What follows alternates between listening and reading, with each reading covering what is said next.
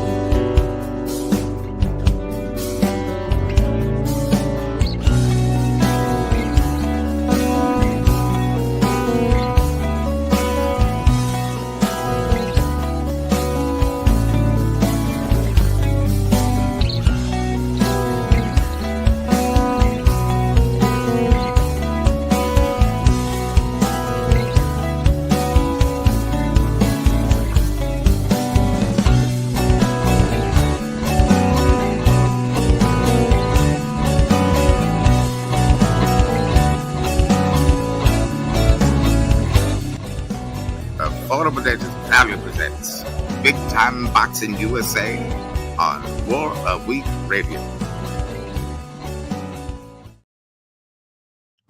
Why, thank you, Emmanuel. I tell you what, miss Emmanuel every single day. Guys, welcome to Warweek Boxing. Listen to me, I sound like I'm in puberty. Chingao. But guys, this is our final show of the year. I want to thank all of you guys for joining me. And if you're listening to this on replay, Happy New Year to all of you guys. And guys, I couldn't be doing this without the counsel of my dear friends. Let's introduce first, go clockwise, G, Funky Boxing. Yeah, one man, one desire. Oh, stop it. I'll be like Kenny Weldon. If I hear you do that again, I'm going to throw the stool at you. That right there is real nice. Yeah, from Paducah, Kentucky, G Funky Boxing. And I tell you what, my brother from another mother, if she were just a little bit darker, my dear friend, J.R. Bell, Mr. Boxing Source. Woo! How art thou, sir? Oh, Joseph here and G Funky, you are now here. You're welcome to the What's going on, y'all? What's going on? Rest in peace. Yeah, I love it, dude. I love it. I love it. Guys, I tell you what, Happy New Year's to everybody. And I tell you what, I can't wait to welcome in the new year with some boxing. We've got a lot of stuff already on the fight calendar that we're going to talk about.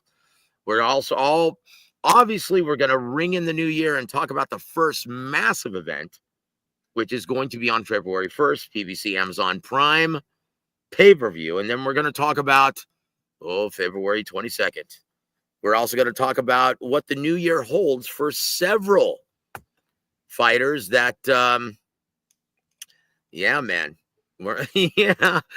several fighters who are announcing a comeback, but don't have a dance partner or a fight date. Devin Haney. We're going to talk about him. We're also going to talk about the news of Oscar De La Hoya working on a rematch between Zepeda and Tevin Farmer. Oh, boy.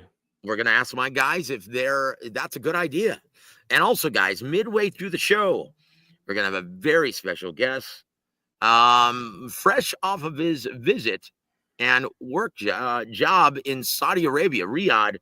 My brother W.A.W, Thomas Triber, he's going to be joining us, and we got much, much more planned, guys. And so, G Funky, I'll tell you what.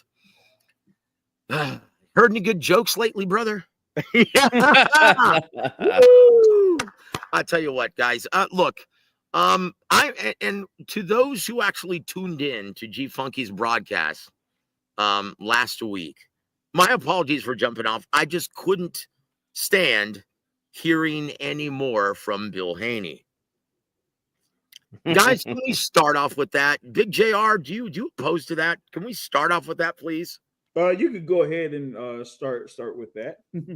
All right, man. I tell you what. So I don't know whose bright idea it was. Obviously, Devin and Bill Haney, they're afraid to hire a publicist, but that's exactly what they need because they're going about this all in the complete wrong direction. And they're trying to hit up as many podcasts as they possibly can, thinking that they're going to get sympathy from the fans. All the while, it seems to be producing a more adverse reaction. G Funky, am I crazy? But, because when I listen to it, it sounds like, yeah, they're turning off more fans than they are attracting them. Am I wrong in making that assessment? No, you're not. And I think that that's kind of been the direction that they've been wanting to go with Haney for the last few years, trying to follow that Floyd Mayweather blueprint of playing the heel role and wanting to get fans to not like Bill, not like Devin, just to tune in to see him lose. Unfortunately for them, it's not working out that way. Well, So yeah, you think maybe because he looked like shit in his last fight and got his ass whooped? yeah, I think so. And then, they're taking Ryan to court and all that good stuff, which is, something that I don't think we've ever seen. So, yeah, that's kind of rubbing fans the wrong way. I think even some of Haney's own fans are a little bit growing a little impatient with what's going on with him. We have not heard any kind of rumblings of him having a possible fight coming up anytime soon. It's already been, what, 8 months now since Yeah. he fought Ryan Garcia. There was some talk earlier this year about him and Liam Perro and then Sando. Liam Perro. And those fights never happened. So I think there are some Haney fans that are growing impatient. I think we all understand why he's not in the ring. And right now, Bill is out doing a lot of damage control out there in the airwaves in the YTBC. Oh boy, I tell you what, JR, I don't know if you've caught any of these podcasts, like his stints on some of the YouTubers shows, but it hasn't really painted Devin or Bill in a very positive light. In your opinion, what is the approach they should be taking? And have we seen the last of Devin Haney in any big time events? Those are a couple good questions.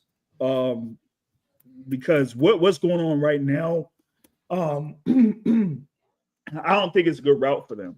I think you mentioned something in reference to like them having a strategy of a Floyd Mayweather route to try to, play like a heel type role. But the thing about what Floyd Mayweather and what made it work for Floyd Mayweather was kind of twofold. Number one, he started off his career under, one of the largest promotional bodies in boxing under Top Rank. But he built himself to the fighter that he was, beating the Gennaro Hernandez, beating the Diego Corrales, beating the Castillos before he actually adopted the heel role.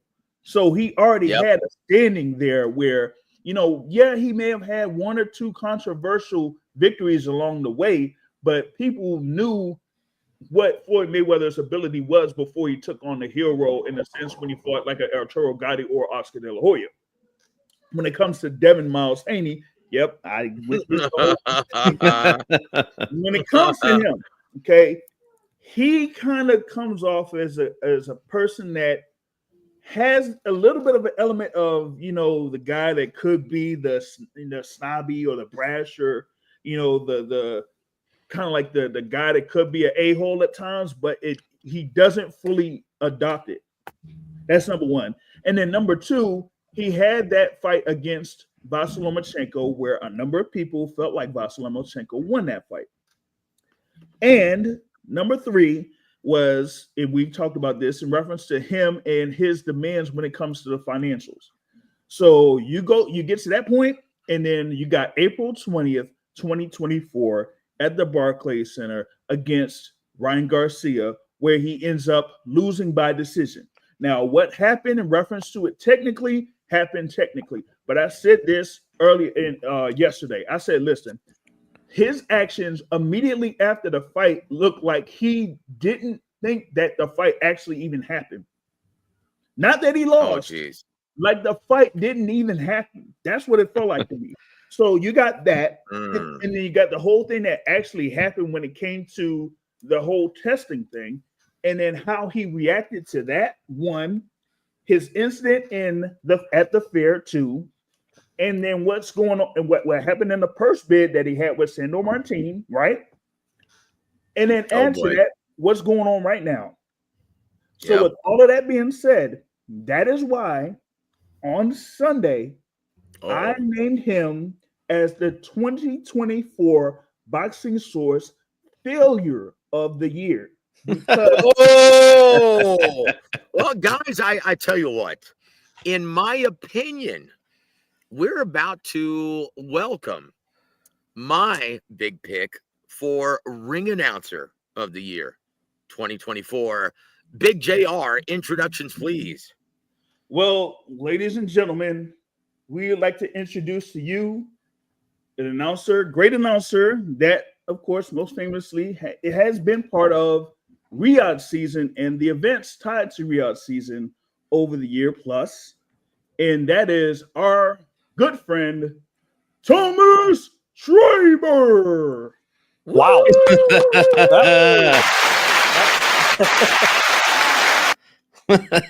Thank you for that introduction. And yeah, the check is in the mail for those kind words. I appreciate it, guys. You know what? You know what's funny, man, is I feel like Froggy from the Little Rascals right now because I'm fighting a cold. But Double T, you can't turn it off. You sound like a bar of gold, my friend. Wow, that's amazing. Dude, you like wake up in the morning, haven't even had your first cup of coffee, and I bet you sound like the same velvety voice, man, that you have now. Well, you know, Joe, it's the voice I was born with, my friend. Well, I do oh, the best with what God gave me. That's all I can do. well, I tell you what, dude. You're full of it because you worked meticulously on contouring that voice so it has that beautiful round sound, dude. Admit it, brother. Well, you know, I think when it comes to ring announcing, it does take time to discover your, you know, in ring or in cage voice. And, you know, it does take time because, you know, you hear all these other ring announcers like Michael Buffer and Jimmy Lennon Jr. And, of course, in MMA, Bruce Buffer. And, you know, I think a lot of up and coming ring announcers hear all these voices and they're trying to find their own. So, you know, my advice to up and coming ring announcer is always to be yourself, have your own style, and, you know, try not to mimic anyone inside the ring or cage. Well, I tell you what, speaking of mimic, we're going to get to that a little bit later because we do have to hear some Howard Finkel. Oh, I yes. haven't done that one in a while. Okay. Well, you can turn it on and off whenever you want, brother. You are a man of many talents. But I will say this first I question love the want to ask Fink. you, my friend. Love the Fink. Yeah. Oh, dude, he was the greatest. Oh, There yeah. was no one better than Howard Finkel. I agree. Yeah, he was. In fact, I've never heard anyone have anything negative say about Howard Finkel. He was by far my favorite when I was a kid growing up. And you know what I Yeah, thought he was was- pretty cool about Mhm. the Fink was that towards the end of his life, I noticed people were hiring him to do their wedding introductions, like if they were big wrestling fans. And there was actually quite a few videos here on YouTube of him doing it. I thought it was the coolest thing, man. But it didn't matter what I said, I could not talk my wife into letting him do ours, man. I was like, damn. Well, I tell you what, brother, if I'm to tie the knot again, I don't want anyone else but Thomas Driver. There you do go. mine. And there it is. And by the way, on that note, I am now on Cameo, actually. I just created a profile on Cameo. I'm getting ready in the next week or two to do my welcome video on there. But anybody listening who would like a personalized introduction from yours truly, I'd be honored to do so. Oh, darn. on. You know what, man? I'm going to have to fork over my 2 bits to get you to tell my mom happy New Year, brother. That's going to be amazing, brother. I'll tell you what, and she's going to just save that all year round, brother. That's a gift that keeps on giving right there. But look, I noticed at this last event, the final Riyadh season event, Michael Buffer, he was extraordinarily good. Oh yeah. And my theory, like, he sounded like the prime Michael Buffer. And my theory is because, well, he heard a prime Thomas Triber in the entire undercard, and he's like, well, shnikes, boy, I better get crack-a-lackin'. That's my theory. Thomas, I think right now you're at the top of your game, brother. And I'm expecting huge things from you, as well as Turkey Al Sheikh and all promoters involved. Now they're all working on DAZN. We're going to be looking forward to a banner 2025 on DAZN. Are you excited now that Queensberry, as well as Top Rank, are on DAZN as well? Well, absolutely. For people who don't know, currently Queensberry promotion shows in the UK air on TNT Sports. He's got to go. That was an accident. Sorry, guys. Okay, hey, no problem. And before it was TNT Sports, it was BT Sport. And it's been great. Both networks have been great to work with, all the production people, everyone involved. And then throughout the last year and a half, where I've been working for both TNT Sports and DAZN, of course, DAZN with the Riyadh season events, they've been equally great to work with. So we are moving full-time in April to DAZN. Just excited to see, what we're going to be doing perhaps differently now that we're making that transition. But, hopefully a lot of the people I've worked with at TNT Sports will also, be able to work with the DAZN productions as well. But very excited. DAZN has a great reach. They're worldwide. It's now become the home to boxing. So super excited to be a small part of that. I tell you what, brother, you're a big part of every single event. And I'd be remiss if I didn't mention this. I love the game show host routine that you guys do now for Riyadh season. And I love when you psych out the fans. They think they have a chance. And you're like, could we have a winner? No, not this time. And then camera pans over to another section. I'm like, dude, I would get pissed if I were in the audience there. But honestly, I think you missed your calling as the next Wink Martindale, brother. Well, it's funny. This was the third car that I've given away with His Excellency Turkey Al Sheikh. And, it's a real honor for me. Whenever you're a ring announcer, whenever you get to step outside your ring announcer role and get to do something, especially, something seen worldwide on a pay-per-view like that, it's really a lot of fun. And I'm very thankful that the production with DAZN has chosen me to be part of the car giveaways. And yeah, it's a lot of fun to get to tease the crowd a little bit and even be right next to His Excellency there when we give the car away. So it's a real great opportunity. Well, I tell you what, before we move forward, guys, let's say hello to our dear friends in the chat. And guys, if you have any questions for the incomparable Thomas Triber, as well as my brothers J.R. Bell and G Funky Boxing, just let them fly, guys. Let them fly. Introducing Scuba Steve, first in the queue. Happy New Year to you too, my friend. God bless you guys, and please be safe. And use your greatest amount of common sense you can use tomorrow, because there's going to be a lot of nut jobs out tomorrow night. So please be safe. We want to see you here this time next week. And also, my brother Paco's Boxing Talk. Good to see you, my friend. And I tell you what, Happy New Year to you too. And also my brother Khalid. Good to see you, brother. And he says, Thomas, would you like to do this one, brother? And new world champion Nick the Wrecking Ball. Woo! Dude, that was awesome. Dude, that was awesome, dude. And I tell you what, your check's in the mail there, Thomas. That was beautiful, dude. And Nick is a great guy, by the way. Just a great kid. I saw him in Riyadh for the Fury Usyk rematch, and couldn't be happier for Nick Ball. A great kid with a bright future. Well, I tell you what, Ronnie Rios definitely does not share your sentiment I wouldn't because think so, but Ronnie gave he 100% punished that night. Ronnie. Oh Hey, yeah, he should be holding his head up high. You know, Ronnie came to Liverpool, England from the States, battled, the time zone difference, and fought his heart out, man. That's all you can ask from a fighter. yeah. I tell you what. And speaking of fought your heart out, yeah, we're going to be diving deep into Thomas's wrestling career in just a matter of moments. I tell you what. And Khalid also says, I like the way he announces Daniel Dubois also. Triber is so much better. Well, I know you don't want to hear this, but I'm going to say it anyway. Triber is so much better than Matchroom's guy. Look, I love David Diamante, and there isn't a nicer guy in this business than David. But I'm sure Thomas appreciates the vote of confidence. Well, I appreciate the kind words, but most definitely, David Diamante is a true professional. He's a veteran in this game, just like I am. I've never met him personally, but we have spoken a couple times on the phone. Really nice guy, and I'm very happy to see, all the work he's received with Matchroom throughout the recent years.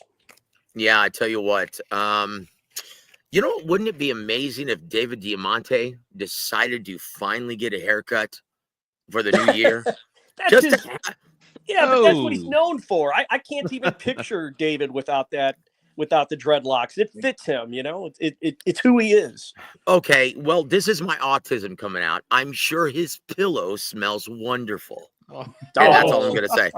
Yeah, woo! I don't even have any high register right now. My voice is shot. I'm battling a cold, guys. So, and our brother. I'm sorry, James. As you were, sir. I was like, you ain't the only one, brother, right now. I'm telling you, brother. And Mountain Cedar, like Thomas, how do you keep from Mountain Cedar kicking your ass living in the hill country of San Antonio? Well, I do take a daily, for any allergies or things like that, especially if I feel like something's coming up. I always keep the bottle of allergy pills very close by just in case. But, you just got to fight through it. I'm telling you, so my best friends right now is Allegra, not Viagra, Allegra, Vicks, and a nice cup of Java. Those are my best friends right now. But Adam Hurley, welcome to the show, sir. Happy New Year's to you too, my friend. And I tell you what, hold on. JD Spades, welcome to the show, sir. Happy New Year to you. Michael Buffer equals auto tune. Look, Double T, you and Michael have become very dear friends as of late. And I know you always looked up to him as you were making your bones in this business. Can you share with us what kind of guy Michael is behind closed doors? A lot of people would be probably very surprised at how witty and how funny he is. Whenever we spend time together, we're always laughing. He's always got, a joke to tell, and just a really great guy. And I'm just so honored, to be working with him so closely on these RIAT season events. After the press conference, weigh-ins, and even sometimes after the shows, we'll drive, back to the hotel together with his personal driver. He's always got a personal driver. So just very honored to, call him a friend. I've known him for many years. We've worked together for over 20 years where I would do undercards for HBO shows or pay-per-views, but not like this. We've gotten an opportunity. Oh, Thomas, are you still there? Oh, there you are, brother. There you are. Did I lose you? Lost you for a second. Okay. Just for a second. Just for a second. Keep going, sir.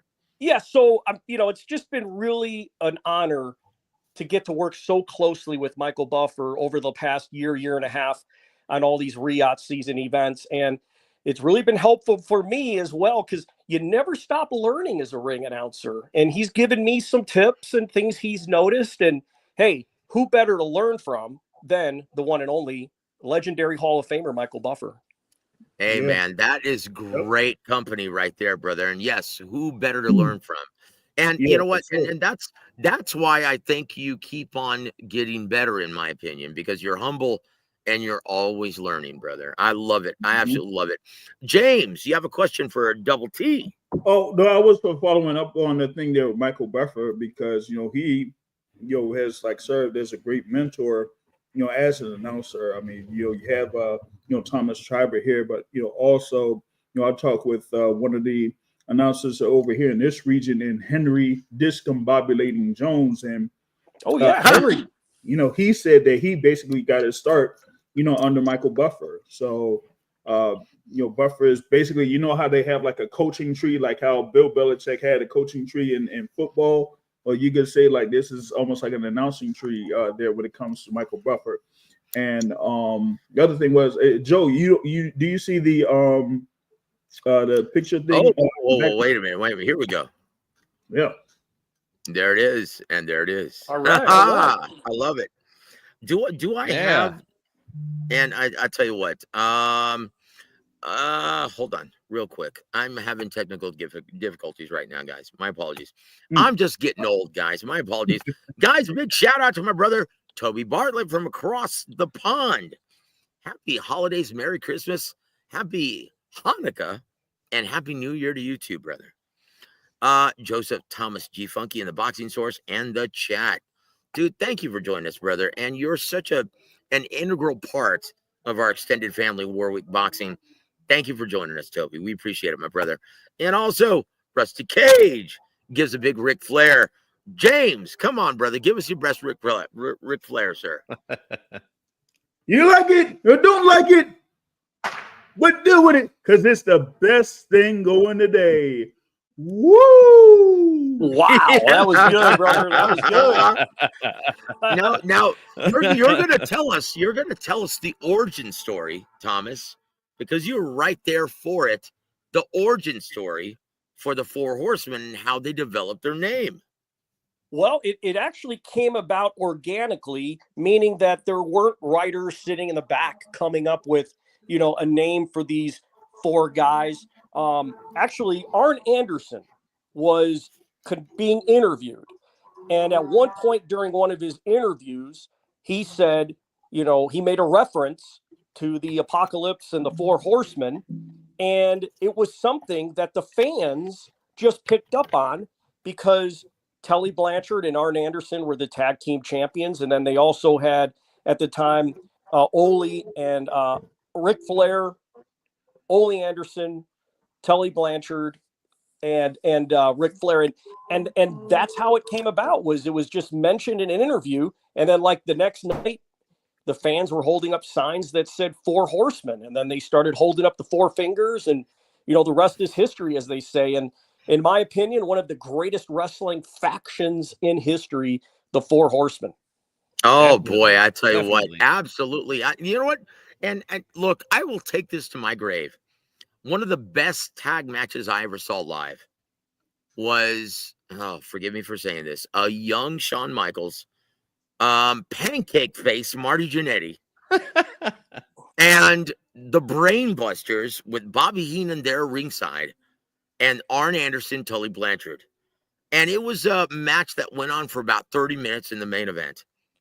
And I have to tell you, I was dazzled as a teenager. They were amazing.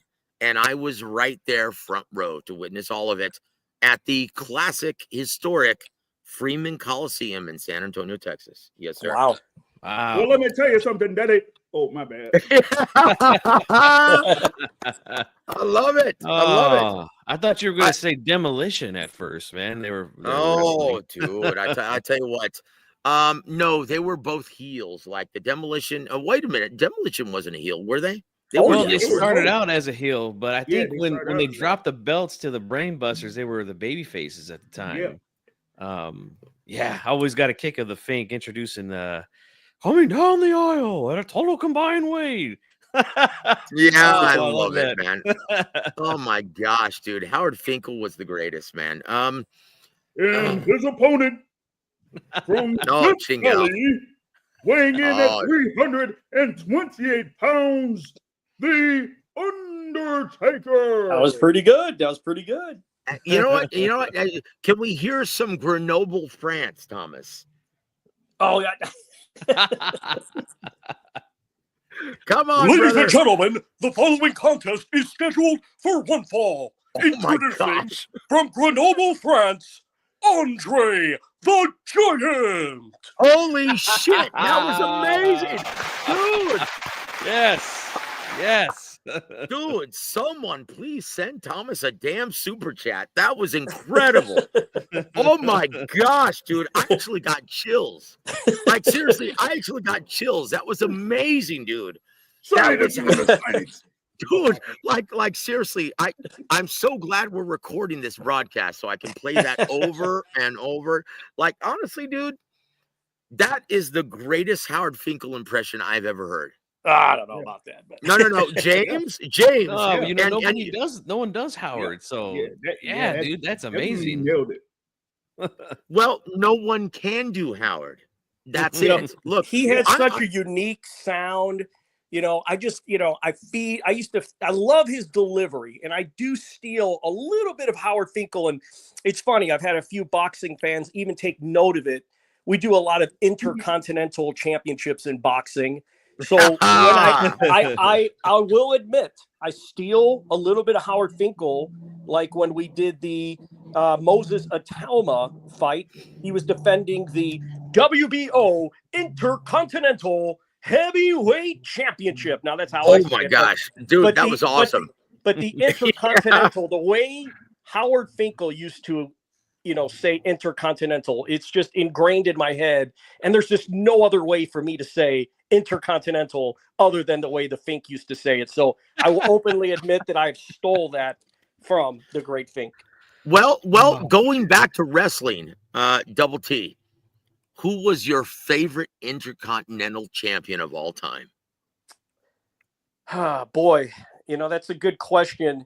Look, before the go Macho forward, Man Randy Savage, I was a big fan oh, of jeez, yeah, dude. of the Macho Man Randy Savage.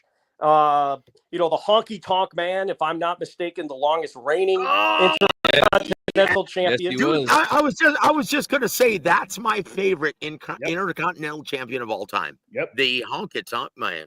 Yeah, he was different. He was different, but I liked the Honky Tonk Man, him and Jimmy Hart. They really played off each other really well. They were a great twosome. But I just really love, the wrestling business. I was a wrestling fan before I was a boxing fan, and, just honored that I had the opportunity to not only ring announce, but wrestle. So, very thankful. Well, I tell you what, man, and let's go to the chat one more time. And Rusty Cage, yes, that was awesome. Now that sounds like a good wrestling name right there, Rusty Cage. I like that. Rusty Cage, yes. Wait. Wasn't there a guy who was, what do they call those fighters who were brought into Rusty Brooks? Rusty Brooks is who you're probably thinking of. There it is. Jobbers, though. Yeah, jobbers. That's it. Jobbers Thank you. Thank you. Or are they jabronis? Is that The Rock? Is that Dwayne Johnson? No, that was the imitation Barack Obama. Yes, I said it. Yes, we can. The earth started to shake, the heavens opened up, and God himself spoke to you and said this. Where's your FEMA money? My name's Billy. It doesn't matter what your name is. I tell you what, and Adam Hurley, the Junkyard Dog. God rest his soul. Yeah. Oh, JYD, yes. JYD. I love it, brother. Hawker Mustang, welcome to the show, sir. Salute to you and Happy New Year. Thank you for always being a part of the program. And we love you, brother, on this program. And I don't think he was champion, though. Yes, he was. Of course he was. Honky Tonk Man. He was the longest reigning Intercontinental champion in WWF history. And yes, I said WWF. It will always be in my mind. Always. WWF. Always. Yes. I can't. Denise I can't Ward, do the WWE. sister, welcome to the show. No, I can't do that stuff. Hold on. Rusty, he asks, was Rick Rude ever entered Continental Jump? Or I think he means champ. Yeah. Yes, he was. Yeah. He won it from the Ultimate Warrior at WrestleMania 5. Well, let's ask the person who wrestled against Rick Rude, and that's my brother Thomas Triber.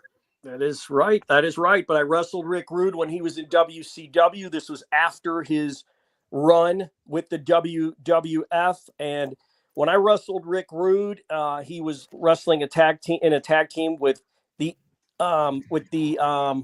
Equalizer. With the Equalizer. Oh, wow. And they were, yeah, they were managed by Kevin Sullivan, and it was, not a match that I'm too fond of remembering. If anybody has seen the clip, I was chokeslammed by the Equalizer. Rick Rude had thrown me in for a chokeslam, and instead of lifting me straight up and dropping me flat on the back, you almost broke your neck, if I remember correctly. That is correct. Instead of lifting me straight up and dropping me flat on my back, when I jumped up for him, he actually shoved me in the air. So I landed pretty much just on the back of my head, and it was pretty gruesome. But thankfully I was not injured. I had a sore neck for maybe a week or two, but I did get x-rays right after the show. No, fractures or anything like that. I was very, very lucky, but I did wrestle Rick Rude in WCW, but in the WWF, yes, I know he had a big match against the Ultimate Warrior, and he had a great run there in the WWF. Hey, Thomas, I tell you what, go ahead, James. Hey, Thomas, what was that spot that you went through worse than what Jimmy Hart went through when he got lifted off the top rope from Goldberg in his match against Sting? Oh shit! Honestly, I didn't see that. I can't recall that. Maybe if I saw it, it would come back to me. But I just I can say this. Thank God you weren't wrestling when Bill Goldberg was in the business. Oh my God! Yeah, dude. Ooh. Yeah, but I was I'll tell you what though. When I was a jobber, I was enhancement talent, and when I would show up for TV tapings, they would put on a chalkboard, who you were wrestling that night. And my biggest fear was either to wrestle Sid Vicious or Big Van Vader. Those were the two that scared me to death. And I'm glad that I avoided, having to wrestle those guys. But no, they were great, but it looked stiff. Even as a worker, it looked stiff to me. So I was pretty fearful of that. I tell you what, we're going to welcome our brother Refugio Garcia. Welcome to the show, sir, and Happy New Year to you, my friend. He said, Razor Ramon should have been champion. Had me fooled. I thought he was really Cuban. He did a great job with that gimmick. Yeah, he did. Well, I tell you what, man, he's the one who came up with that and presented that. Do you remember when he was the Diamond Stud on WCW? NWA. Oh, NWA. There it is. Oh, the good old days. The good old days. And Toby. Hold on. Rusty Cage also says Mr. Perfect. Kurt Hennig was my favorite Intercontinental Champion. He was great. Fantastic. I tell you what, fantastic. So you just sent me a clip today, G Funky, that was featured Kurt Hennig when he went over to WCW. And would you like to talk about that right now? Oh yeah, it was from when WCW was starting to phase out of the Monday Night Wars with WWF, and they did that album, the WCW Mayhem album, with Kurt Hennig, Barry Windham, and a couple other guys. I can't remember. They recorded a song called Widowmaker. Yeah. I love that song. Well, look, I've always insisted that rap was spelt with a silent C. How do you like that? Oh boy. And there it is. JD, thank you. And it's a bunch of crap. I hate rap. And there it is. JD, welcome to the show, sir. It's good to see you, my friend. He says, what was Thomas's ring moniker? My ring name was Tommy Tanna. That's Tanna. And I know one of the matches against the Hollywood Blondes when I wrestled Steve Austin and Brian Pillman, if you go to YouTube, put in Hollywood Blondes versus jobber Tommy Tanna, Tanna, and you could see that match right there on YouTube. Hollywood Blondes versus jobber Tommy Tanna. Wow, flying Brian Pillman and Stone Cold Steve Austin, two legends of the sport. And I that's love it. The bottom line, because Stone Cold said so. And great Hey. guys, man. Great guys. They were really nice to me. I mean, I was only 19 years old, when I wrestled for WCW. Wow. I was a year out of high school. And Wow.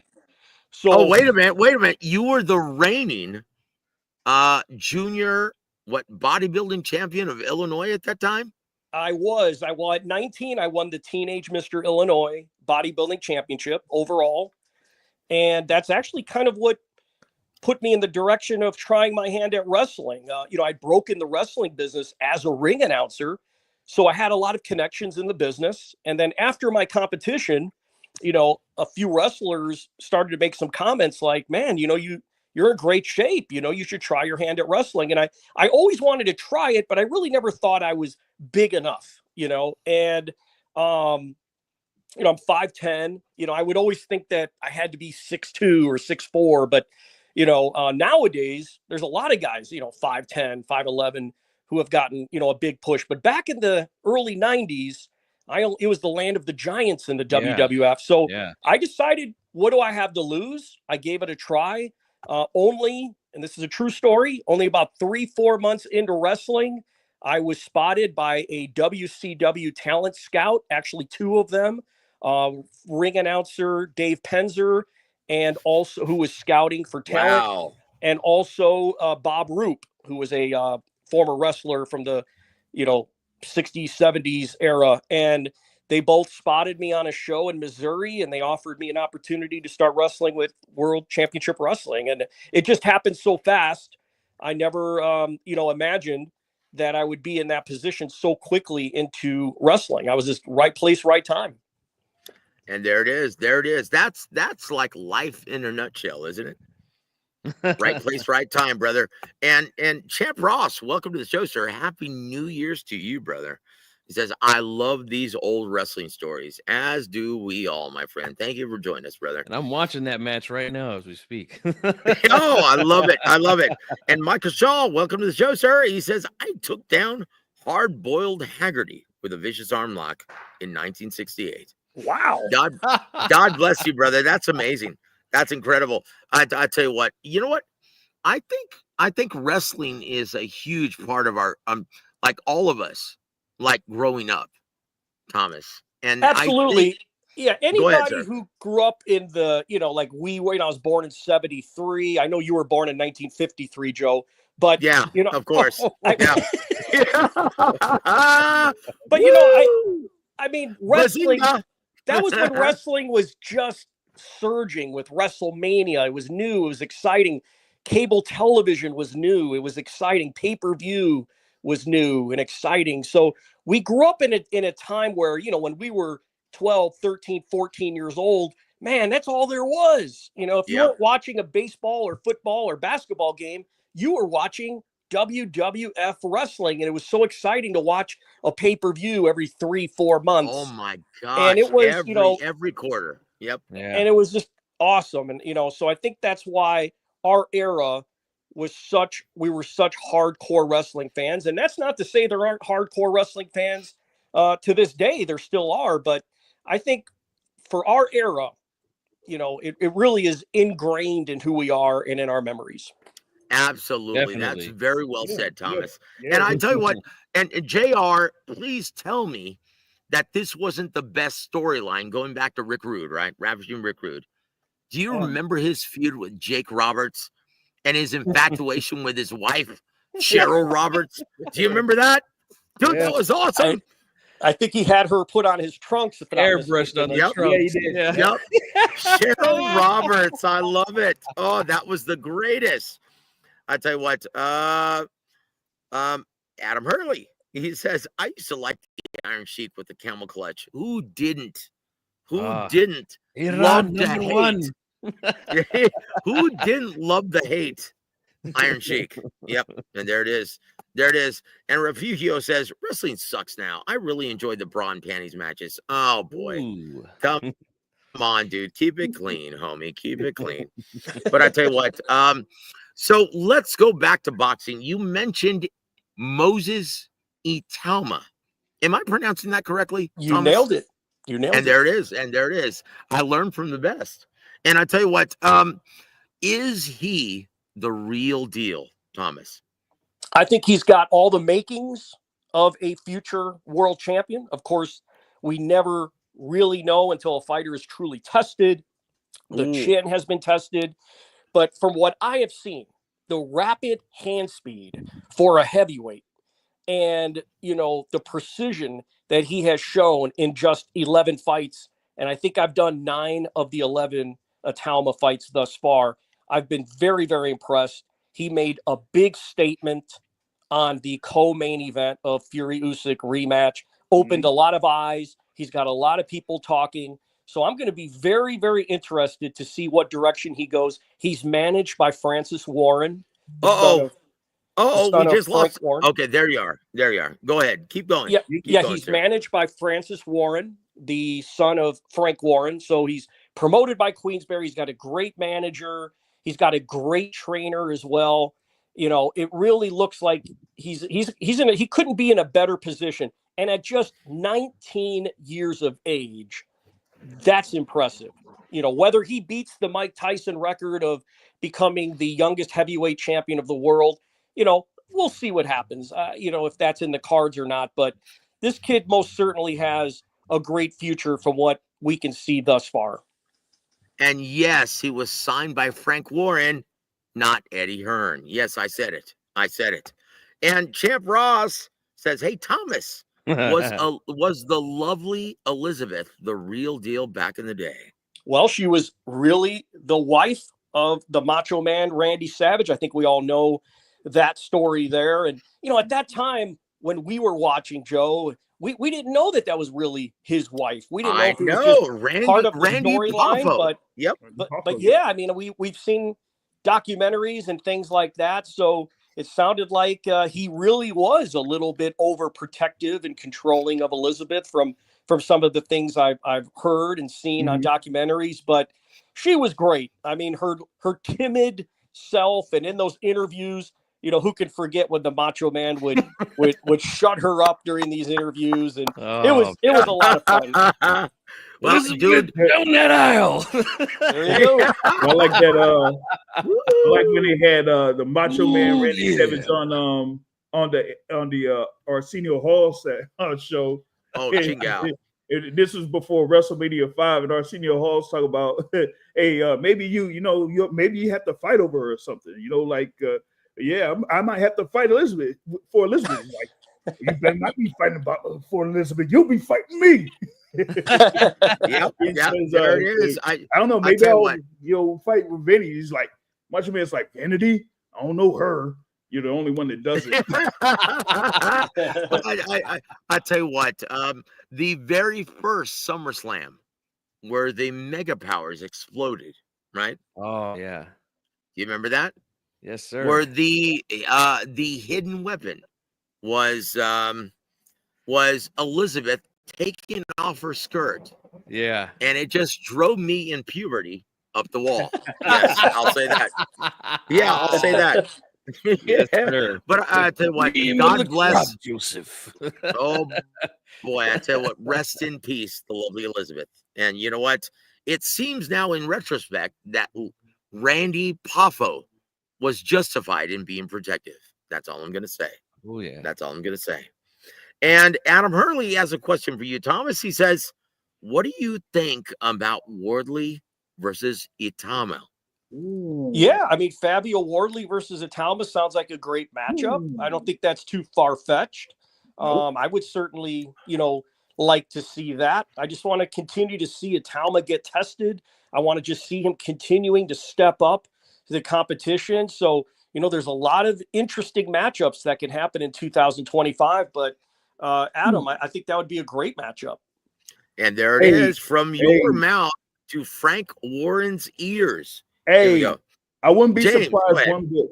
I wouldn't be surprised one bit at that, because you know what that reminds me of? That reminds me of when Frank Warren put up Daniel Dubois there against the juggernaut Joe Joyce. Oh boy, I tell you what. And you know what? That was a trial by fire for the now IBF champion, Daniel Dubois. I tell you what, he learned a lot from that fight. And look how much he's grown.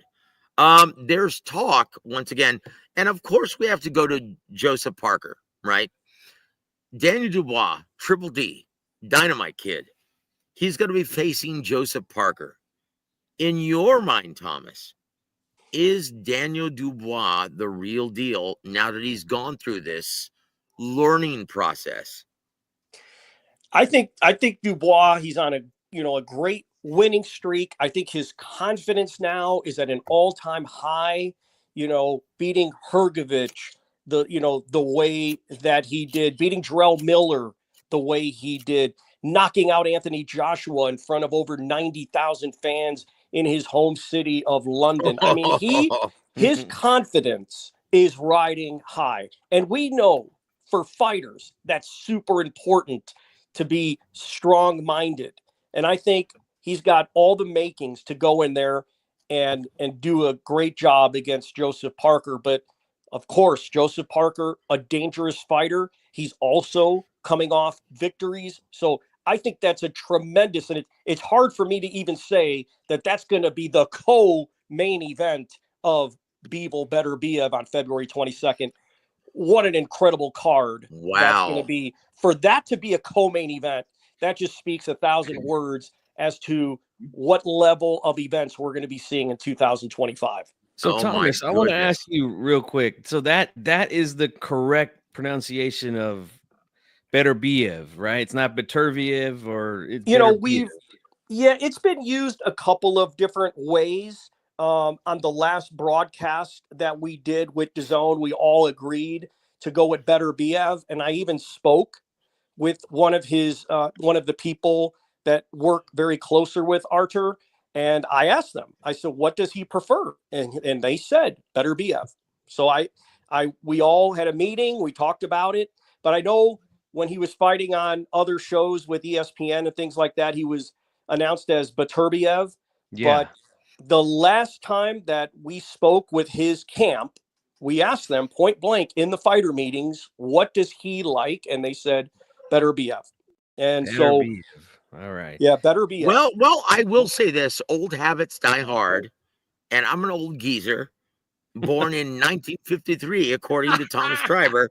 So I'm going to stick with Beterbiev because that's the original Russian pronunciation. I don't think you're wrong either way, Joe. I really don't think you're wrong either way. Well, it's one of those names in boxing, man. Like it took me a long time to get used to calling Demetrius Andrade. I used to call him Andrade all the time, but it's Andrade from what I've heard. Yeah. Look, and look. Speaking with Demetrius, right, and just him and his father. I remember covering an event when he just won the WBO title, right, at 154 pounds. I called him Andrade because of Lombrado, right? Yeah. And he said, no, it's Andrade. It's Andrade. Like, that was no mistake about it. Like, he was like, no, that's Lombrado Andrade. I'm Demetrius Boo Boo Andrade. And he and his dad corrected me right there.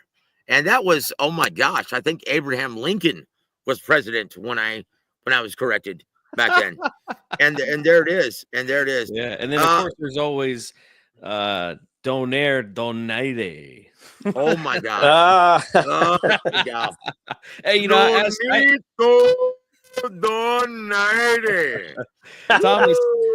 I want to share something with you real quick. Back in October, Lupe was up here in Northern California to do a G Squad entertainment show, and I was there at the weigh-in, and I spoke to him, and off the record, I asked him, I said, "Hey man, I need you to tell me the correct pronunciation," and he did it. I can't do it like that. Well, Joe has that one nailed. I mean, yes, Joe's always talking about my Jimmy Lennon, but that is a great Lupe Contreras. I don't think anybody can touch that. No, nobody. Hey, well, you know what, Thomas? I just don't hear it. Yeah, I'm very good friends with Lupe, and I actually sent him one day that impersonation that Joe does, and he was like, I just don't hear it, Thomas. But Raul Marquez, who I sent it to, he was on the floor. He couldn't believe it. Everybody thinks that is just a spot on Lupe Contreras, except Lupe Contreras. Lupe, yeah. Lupe, and Lupe is a Oh. great guy, man. He really is. It was a Great pleasure. friend of mine. It was a pleasure what? to get to meet him and that day. I will say this: not only is he one of the nicest guys you'll ever meet in this business, but he is possibly the most dapper outside of Michael Buffer. Wouldn't you agree, Thomas? Very well groomed, very well dressed. You know, I mean, it's part of our job, you know, to try and, you know, bring some style inside of the ring. But I'm a classic ring announcer type of guy. I don't like to get too crazy with the different colored tuxedos. I like the classic look. You know, one thing I did learn from being in professional wrestling for the early part of my career is it's not about you, it's about the wrestlers. And then in boxing, I've kept that same mentality. It's about you. I worked with Jerry Lawler one time, and Jerry came up to me and said, remember, and I was ring announcing, not wrestling. And Jerry came up to me and said, Tommy, it's your job to make me look like a star inside that ring tonight. And that's exactly what he told me.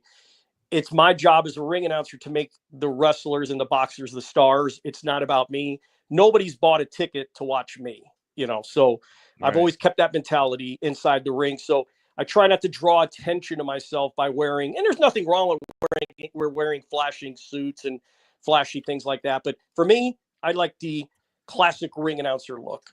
Well, I tell you what, when I do commentary, often I've been characterized as wearing Jimmy Hart suits.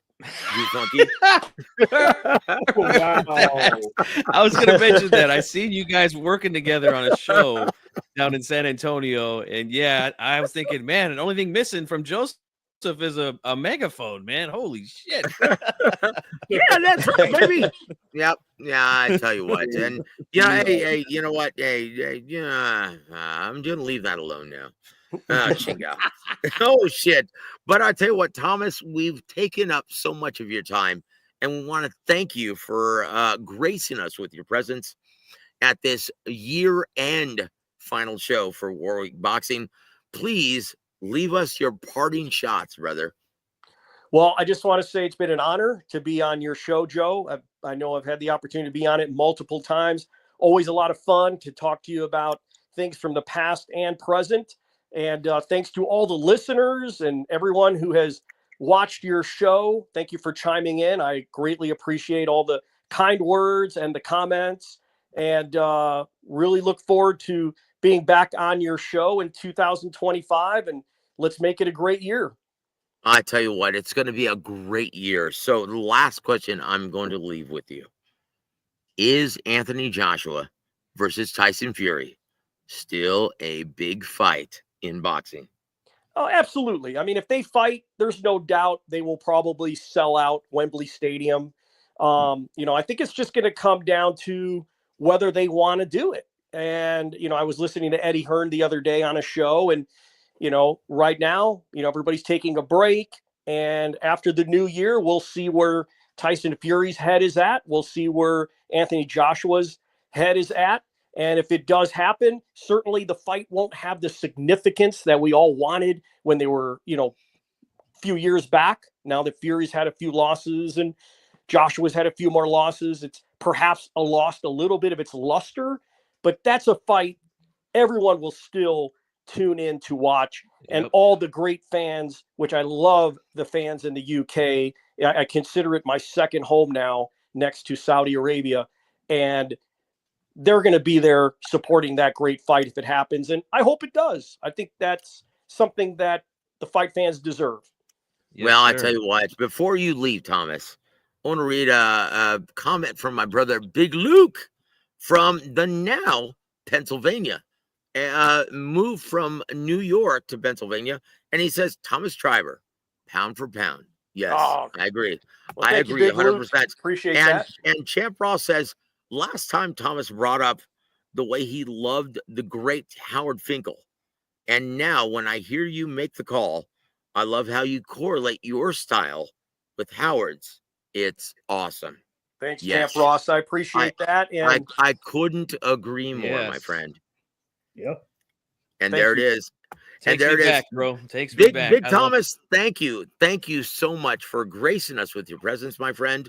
And I tell you what, Happy New Year to you, my friend. And if you feel like singing karaoke from now until the time you go back to Riyadh season, please give me a call, brother. I'm down. I'm I down, will. brother. Hey, great joining you other guys, and everybody be safe out there, and I look forward to next year. Have a I great tell you night. what, Thank you. Right? Yeah. God bless you, Thomas. Sure, Thank you for sure. everything, my friend. Guys, that was fun, a great man. Thomas Schreiber, man. I tell you what, it was fun talking about old wrestling, but Guys, nothing's better than that, man. I'm telling you, I no, love talking old nothing is wrestling. better than that because it brings us back to a better time. But Yep. now let's fast forward to the mire that is 2024 boxing. I'll tell you what, guys, I have to step away for just a second, right? Mhm. So, JR, could you please take over for about a minute and, well, bring up your biggest gripes for 2024 because that's the next item up for bid on The Price is Right. Oh, okay. Well, we need Rod Rodney and Bob Barker for this I guess particular segment, right? But I mean, like it was mentioned earlier in our first segment, before we had the great Thomas Schreiber on, I mentioned the thing there when Brother Joe brought up Devin Miles Haney, as I say, and his actions for 2024. That pretty much like stood out as one of the bad moments there in the sport of boxing. I had a couple other candidates for like failure of the year, like the bad year that Matchroom Boxing had, pretty much, particularly with the 5v5 getting swept. Of course, and having Anthony Joshua lose to Daniel Dubois in Wembley Stadium. But I think some people kind of point to 2024, and we've had the high moments there. Like I said, 2 fights there between Alexander Usyk and Tyson Fury, the first one for the undisputed heavyweight championship of the world, and multiple other big fights and big moments. Some people, they point to the lack of content from a certain organization there, as they had what it was about like 5 or 6 events for 2024, but looks like they're planning on more for 2025. So hopefully they pick up action there in reference to that. But G Funky, was there like any kind of gripes, so to speak, when it came to the sport of boxing for you? Well, there's an old saying, man, in boxing is, you point at one thing wrong, I can point at 10 others, but I would say, I mean, just kind of the same what Joseph and I've been talking about for a long time is, some of these guys just got to get realistic with their demands, and then we could actually see these guys back in the ring at some point. A lot of fighters that were, big names or elite type fighters didn't even have a damn fight this year. So that's definitely something that needs to change, and that will definitely be better for the health of boxing. But I will say this, with all the complaining that boxing fans do all the time, we still this year had 2 big undisputed fights happen at heavyweight and light heavyweight. Yep. So Right. we have to continue to give credit where credit is due when these things happen. Yeah. So guys, you got to stop complaining, man. I've been hearing this for like, I took a long break from YouTube. I was gone for like 6 years, man. I came back in 2019, and we've had a lot of undisputed fights happen since then. Yes. So I'm getting a little bit tired of hearing the best don't fight the best. Give these guys a hand when they do it, all right? What do we have? I tell you what, G Funky, give yourself a hand for that. Hell yes. Oh man, what did we have? We had the 140-pound title for undisputed. We've had the welterweight title undisputed. We've had super middleweight undisputed. We've had light heavyweight undisputed, heavyweight undisputed, super bantamweight undisputed. Like, what else is there that that fans need? Like, come on. Well, according to the writers at Boxing Scene, let me just regurgitate some of this nonsense. And this is Like I'm actually embarrassed about this. Now, this is what Kieran Mulvaney had to say about it. He said, well, it probably sounds boring and whiny and old and washed to beat constantly about how late boxing shows finish. But how late boxing shows finish and how much padding there is between bouts on televised shows. This is one thing that UFC does much better. Introductory video, fight, result, repeat, just get on with it. Wait. Oh boy. Because I'm sorry, Joe, but to be honest, that is one of the gripes that I have as a media member is that a number of these events will go on and on and on and be, there, and we'll be out until like 12:30, 1:30 in the morning Eastern time. The last time I was in an event there was Matchroom Boxing at the Wells Fargo Center with that Boots there versus Karen Chikazian too. And that particular event, Karen Chewbacca. And that particular that main event ended at around like 11:15, 11:30 or so. And when that happened, I was actually really, really pleased that happened, because when you're there from like 5 or 4 or anything like that, you stay until like 1 or 2. Oh no, I'm like, come on. Okay, so I'm gonna give you the response in my best Teddy Atlas voice, right? Uh-oh. Hey, you know what? This is fucking boxing. Hey, this is the red light district of sports. It doesn't happen before midnight. Get used to it. Kiss my ass if you don't like it. Get a life. Get married. If you don't like it, kiss my ass. It's supposed to happen. Boxing after dark wasn't just a saying. That's what used to happen. Damn it. After And there it midnight, is. we go hang out. Hey, Eric Clapton, baby. Eric Clapton. I feel free. Oh, Yep, Cream. there it is. Yes. Hell yes. Hell yes. And there it is. Hold on. Rusty Cage, he's got a question for us. He says, best and worst referee of the year. I got mine. Holy shnikes. I got mine. So I tell you what, we'll go with G Funky first. Okay, you said best. You want the best? No doubt about it. For me, Thomas Taylor, definitely the best referee right now in the game. Yep. Worst, it's got to be Tony Weeks. Boy, Tony Weeks. He's gotta go. Yeah. I tell you what. Look, dude. Harvey Dock is a close second because of his showing. Kevin Haney versus Ryan Garcia. Look, I love Harvey. Dave Chappelle is a great guy. That's right. but boy, he had a terrible night at the office in that fight. Yeah. And I'm sorry. Can you name me a worse performance of 2024 in a major fight? I would have to. Well, no, not in a major fight. But I'll say this: no disrespect to Tony Weeks, right? In his day, he was one of the best referees out there.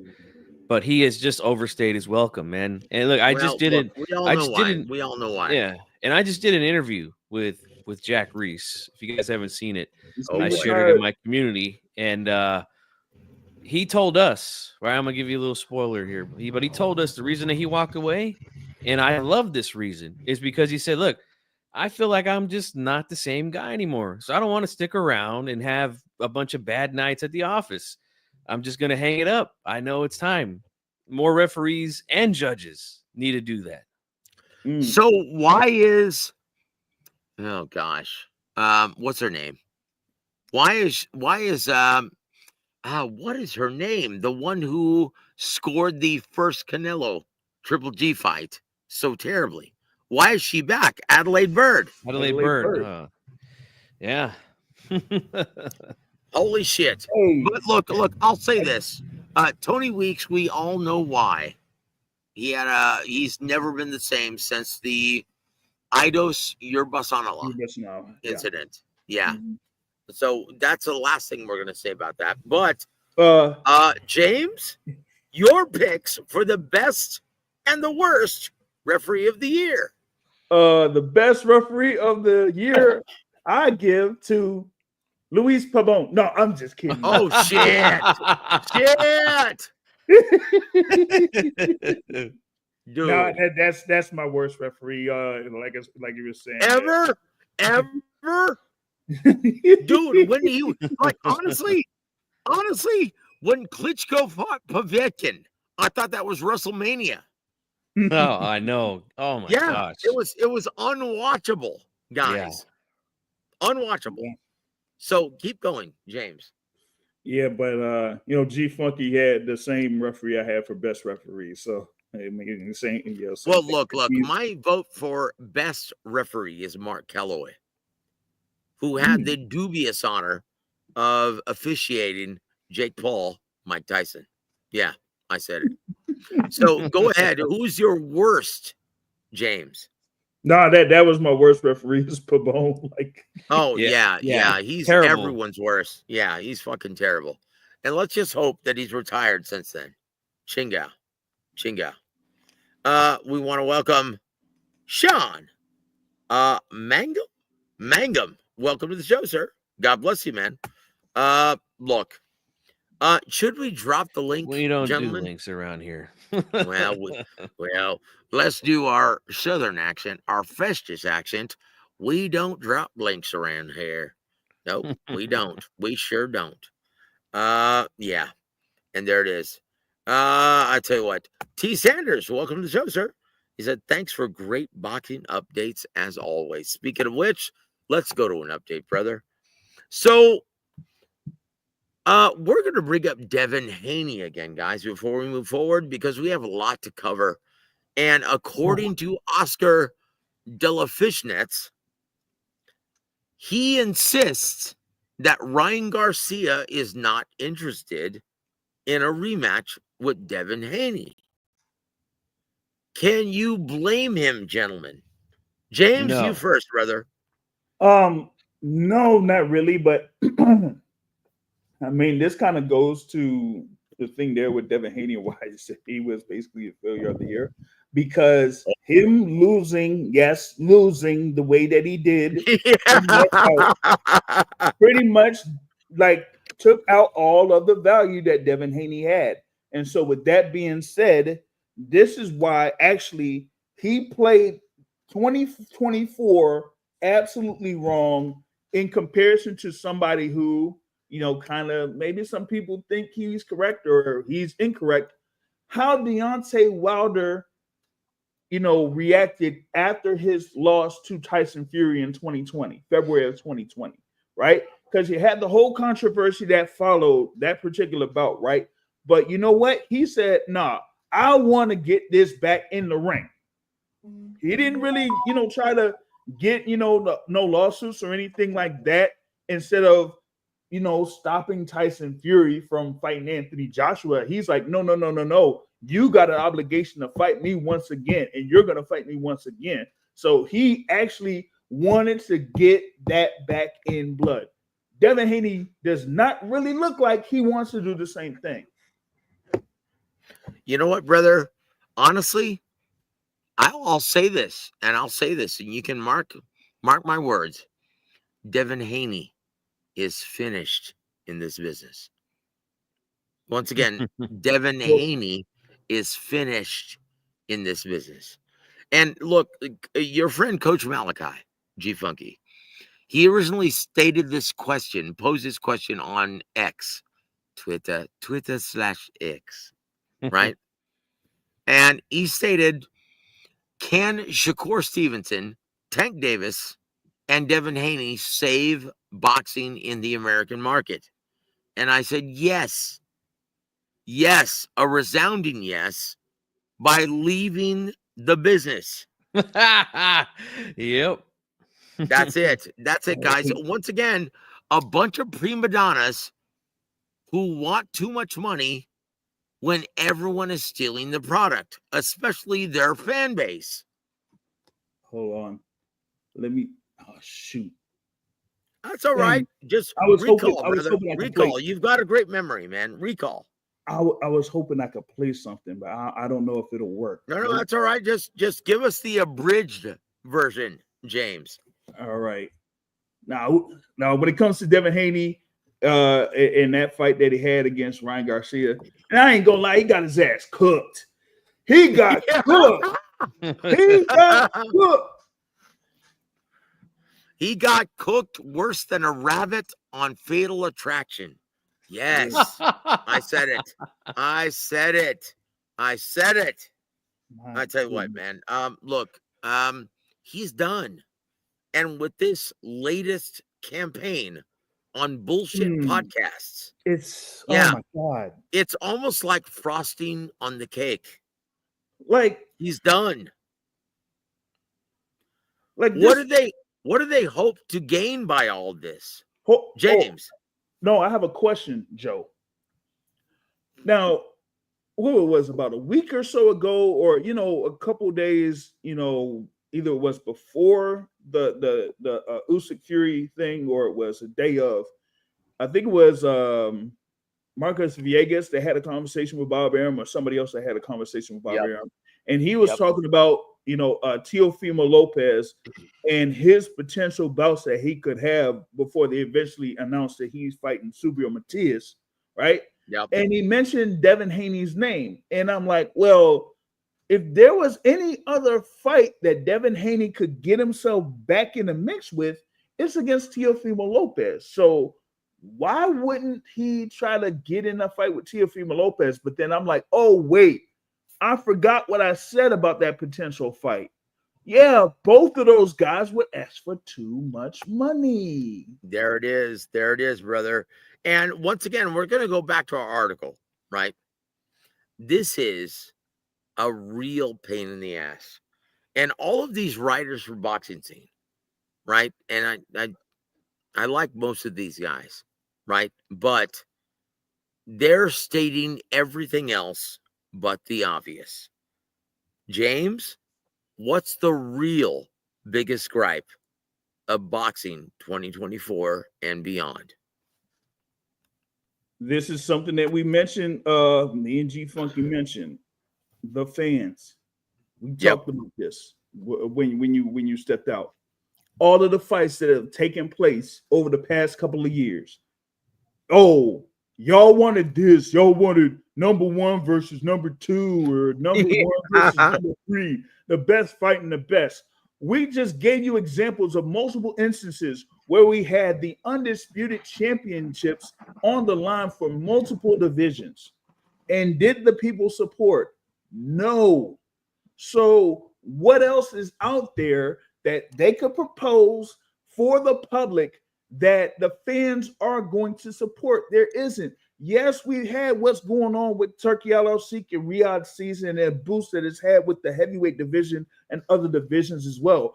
But the fact of the matter is, no matter how great the card is, if y'all ain't supporting, then the sport will be in the same spot that it's always been.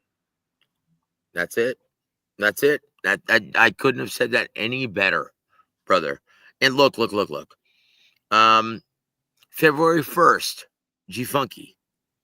That's David Benavidez versus David Morrell Jr. Mm-hmm.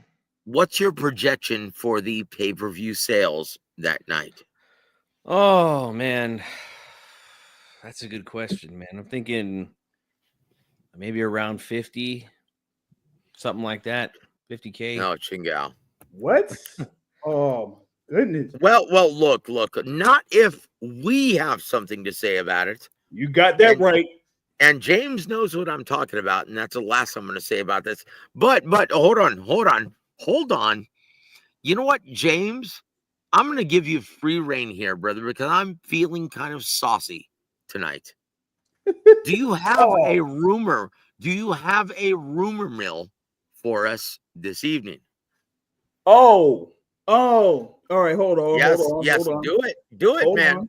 Do it. Let me Let me go into this thing here. Yep, And yep. see Send if me I the article can. so I can put it up on this, right? All right. Let's see here. So we get this going on. And all right. Here we go. Yeah. Oh, Chingao. I want to give a big shout out to my brother, Adam Montequia Lopez.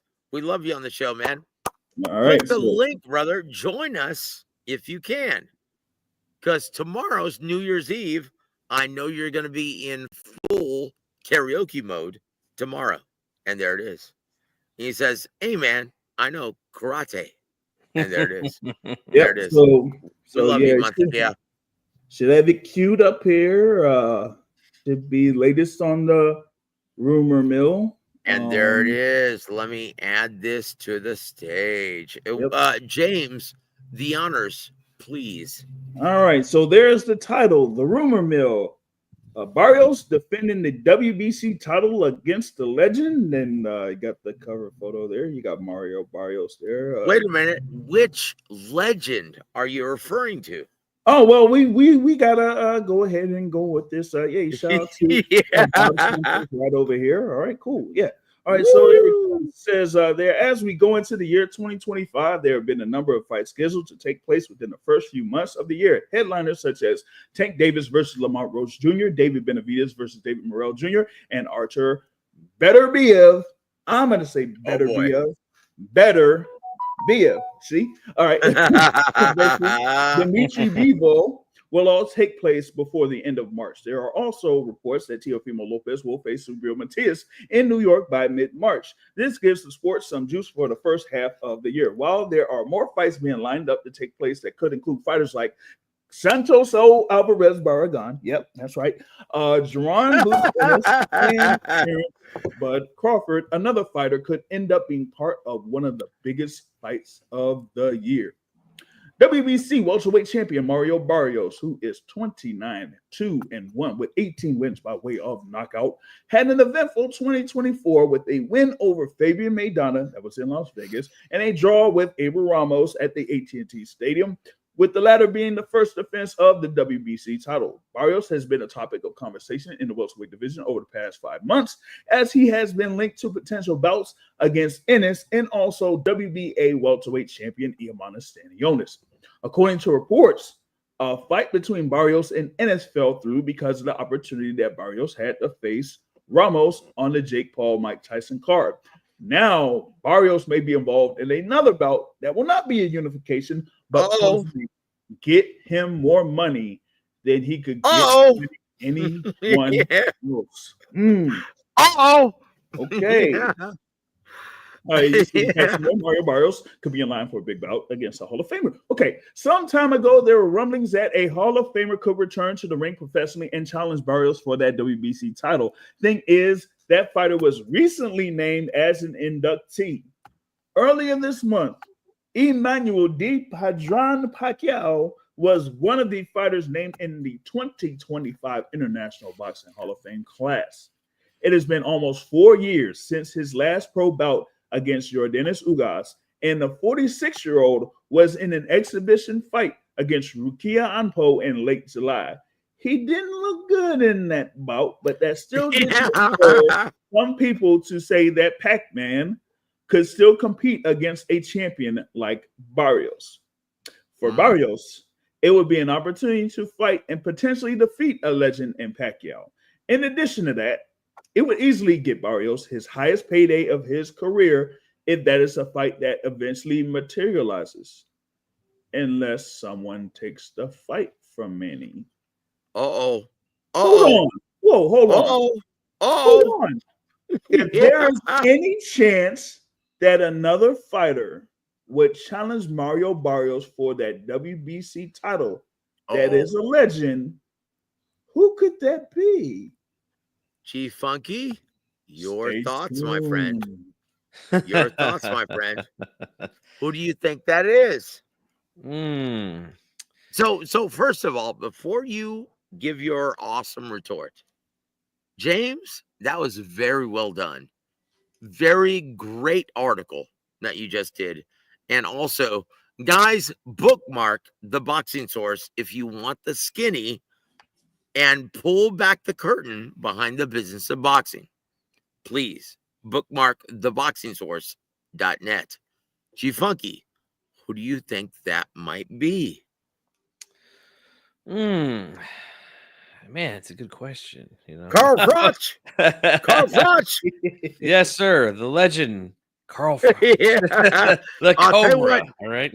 in my book, and you already know me, G-Funky, his wife is the real legend. And that's all I'm going to say. That's all I'm going to say. Yes. Yes. That's all I'm going to say. And look, I'm not going to get any feedback or blowback from that because his wife is stunning. Stunning. Yes. So back to you, G-Funky. Who do you think that legend is?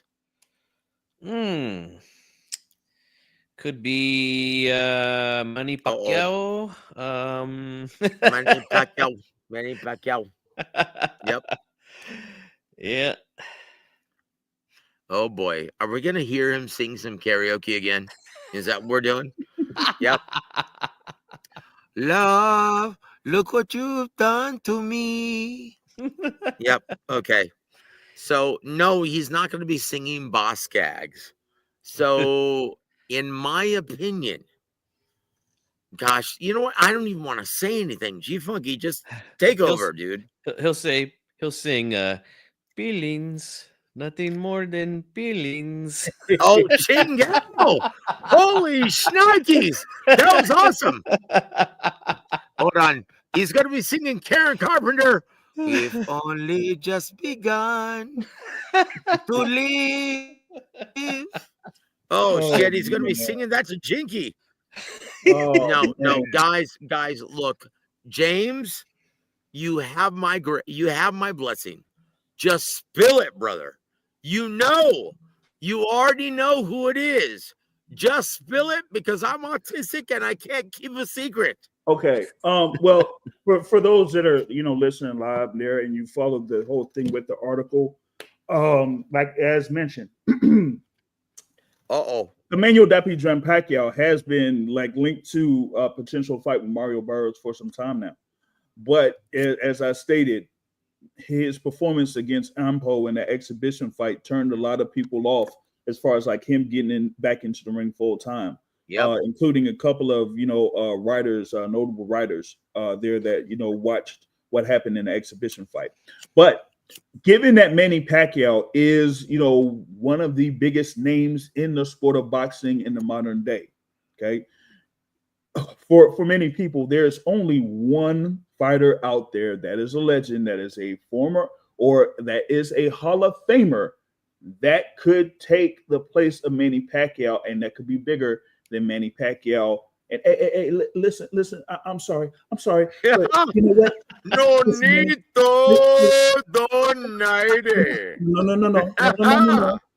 No. Because you see, I like him. I like him a lot. He's a hell of a fighter. But you don't compare him. You don't compare to me. I'm CBE. I'm the best. I'm the best. Oh my God, dude! Look.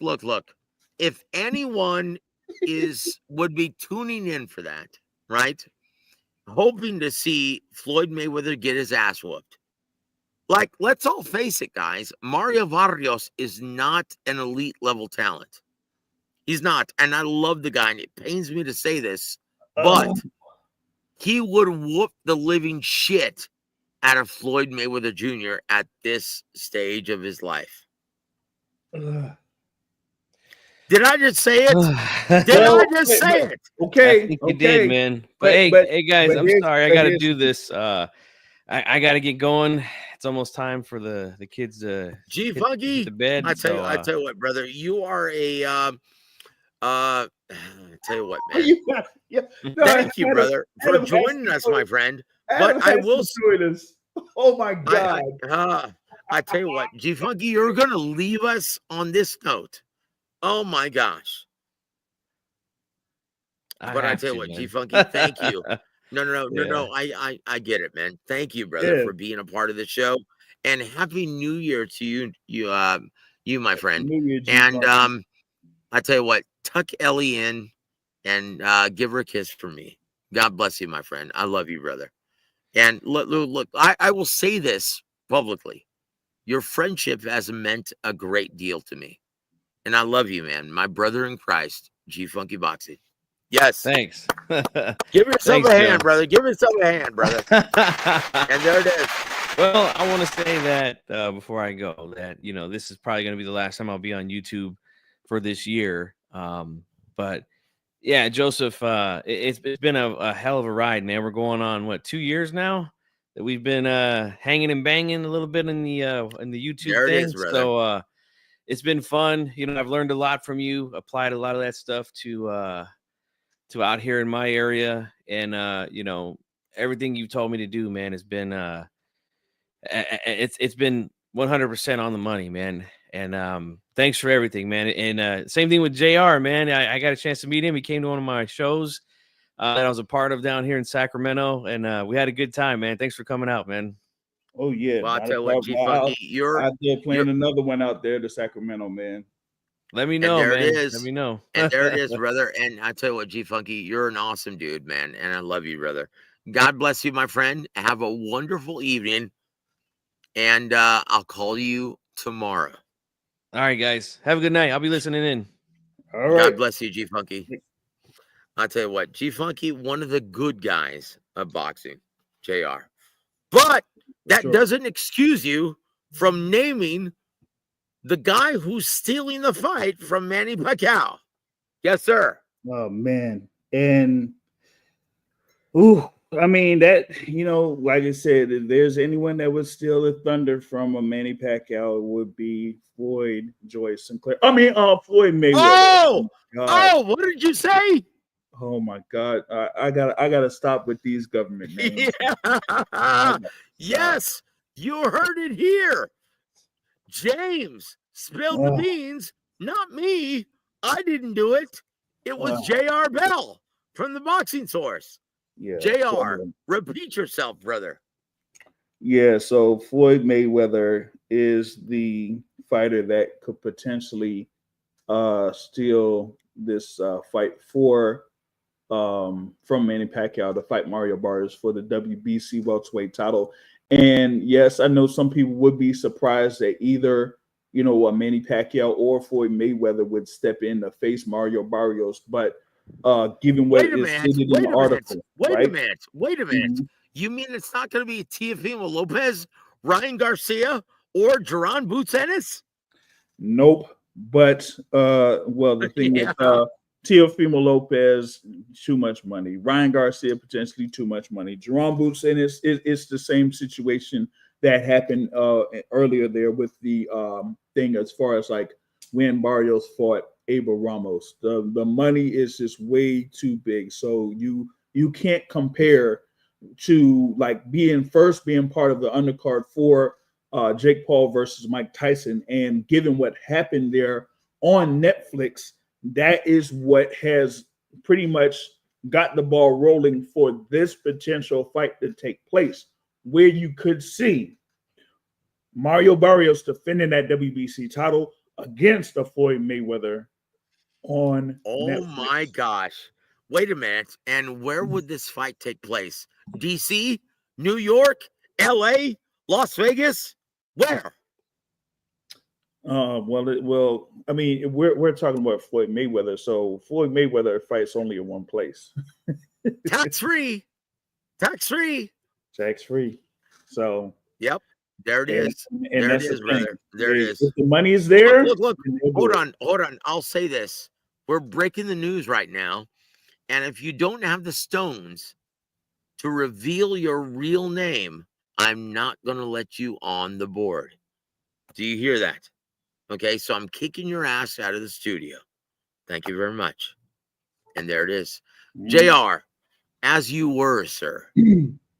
So the thing about what happened at, during that fight between Jake Paul and Mike Tyson, just, garnered a lot of money for all of those fighters that were on the undercard and garnered a lot of money for the main event fighters there in Jake Paul and Mike Tyson. And y'all have seen the numbers overall for the viewership of that. Yep. So yep. Once the people within the boxing game saw that, they said, "Oh, okay, this could be a potential opportunity to either have a big fight or a big event happen on Netflix." So that's why, pretty much like soon after that fight card happened in AT&T Stadium, they're like, "Okay, what else can we do that could garner this amount of attention? Potentially a Manny Pacquiao. Okay, that could be something." Or you're just like, "Wait, if it could get all these views, what about this?" So that is the situation that's happening. As far as like the James, timing James, now, and you know this. oh, James, you know this. oh, Like, hold on. go ahead, sir. Go ahead. What about this? Uh-oh. He could be a thief 2 times potentially. Uh-oh. Oh, shit. Come on now. Look. So, You know as well as I, uh-huh. if someone is getting the attention, the bulk of the attention of the boxing world, Mm-hmm. Floyd is going to take exception to it, right? Mm-hmm. Okay. And so this makes perfect sense for Floyd to Uh-huh. jump in and steal the thunder from Uh-huh. his longtime nemesis, Manny Pacquiao. Okay. That's one. But I said he could potentially be a thief 2 times. Uh-oh. What do I mean by that? Okay. So, yes, you could have this potential situation where Floyd Mayweather could offer a bigger piece of the pie for Mario Barrios to fight for that WBC title. That could be step one. So, what could be step two? Uh-oh. How about taking something from another quote unquote rival in boxing that is currently in the game? Uh-oh. How about having Floyd Mayweather versus Mario Barrios for the WBC welterweight title on Wait a minute. Cinco de Wait a Mayo? minute. Mhm. Wait a minute. Mhm. Do you really think the WBC would sanction this as a title fight?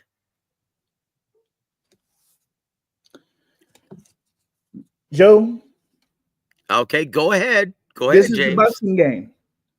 Yeah. And we know in professional boxing, there's one thing that stands out over everything.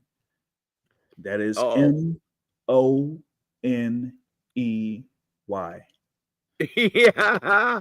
Money, money, money, money. Yeah. Money, money, money, money, money. All right. The So $1 million man always gets its way. Woo! I love it. I love it. so Thank you that for is spilling the why. beans on So this channel, brother. God yeah. bless you, So my friend. and see the thing is too is like it's almost like it could be a perfect storm for like Floyd Mayweather, because if you think about it, you have Canelo Alvarez that is usually scheduled for having his fights Cinco de Mayo weekend and Mexican Independence weekend, right? So everybody's thinking, okay, Canelo, Cinco de Mayo weekend. But here's the problem. Who is Canelo going to fight Cinco de Mayo weekend? No one at this time really knows. So, I'll tell you, I already know. Yes, uh-oh. sir. Uh-oh. Yes, sir. Yep. Oh, come on. I'd like to And thank and, El and Jaime. I have a hunch, but oh my God. Oh. Look, this is why he will never schedule that event at the same time as an Al Jaime event ever again, right? It's going to be at a different time, okay? Either after or before. My guess is after, right? Because both men are advised by Al Heyman, right? Floyd Mayweather, he still answers to Al Hyman, right? Al Hyman. Al Hyman, right? And so, in my opinion, you're going to see Canelo Alvarez fight. Oh boy. Brace yourselves, guys. I already know this to be true. Jamal, Big Brother Charlo, is going to be avenging the loss of his little brother, Jamal. He's going to be taking on Canelo Alvarez, not Terrence Crawford. He's going to be taking on Canelo Alvarez, Cinco de Mayo weekend, May 4th. And the following month, it's going to be Floyd Mayweather Jr. competing for the WBC welterweight title against Mario Vargas in Dubai. Yes, sir. Now, I mean, we kind of hinted at it in reference to Canelo with our last show with our great friend and colleague there, the great trainer, Coach Ronnie Shields.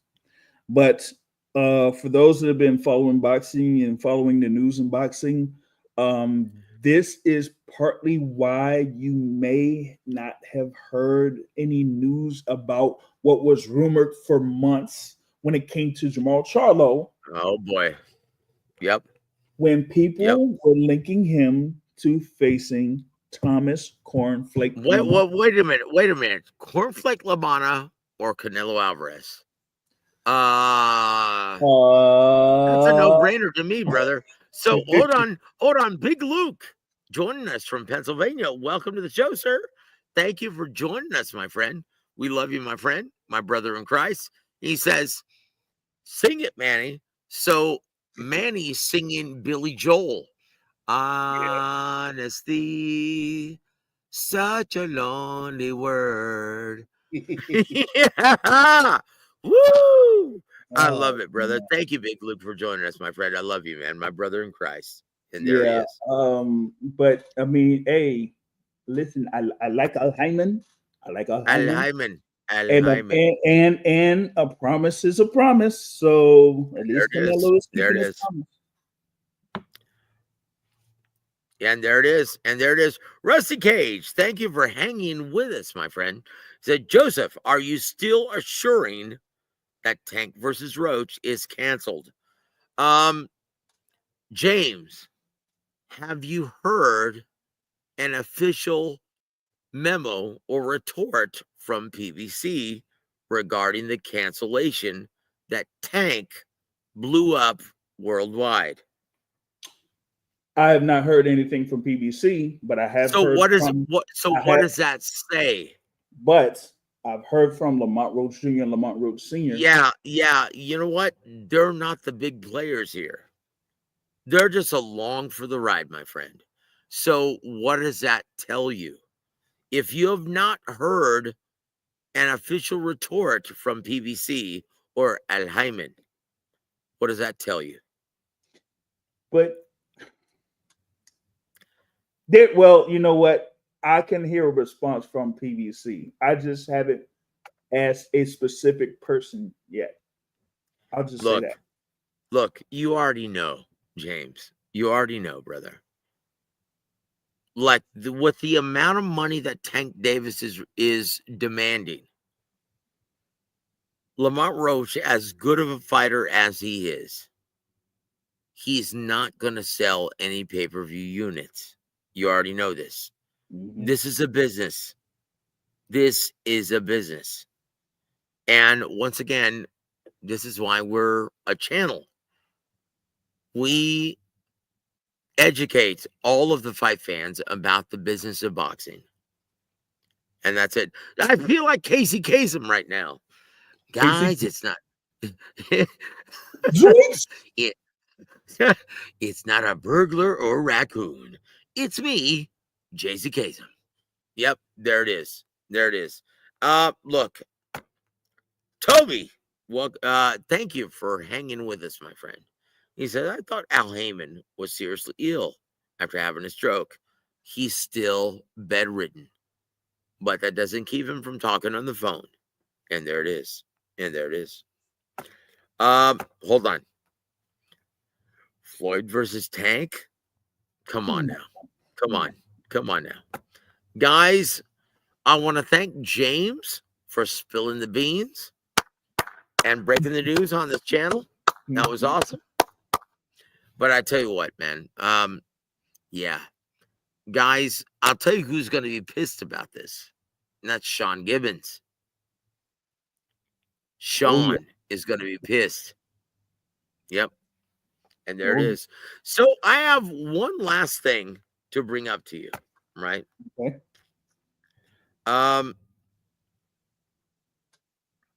So let's move forward to Tyson Fury, right? Versus Anthony Joshua. And I brought this up to Thomas Triber. Yeah. And he kind of balked on this. Mm-hmm.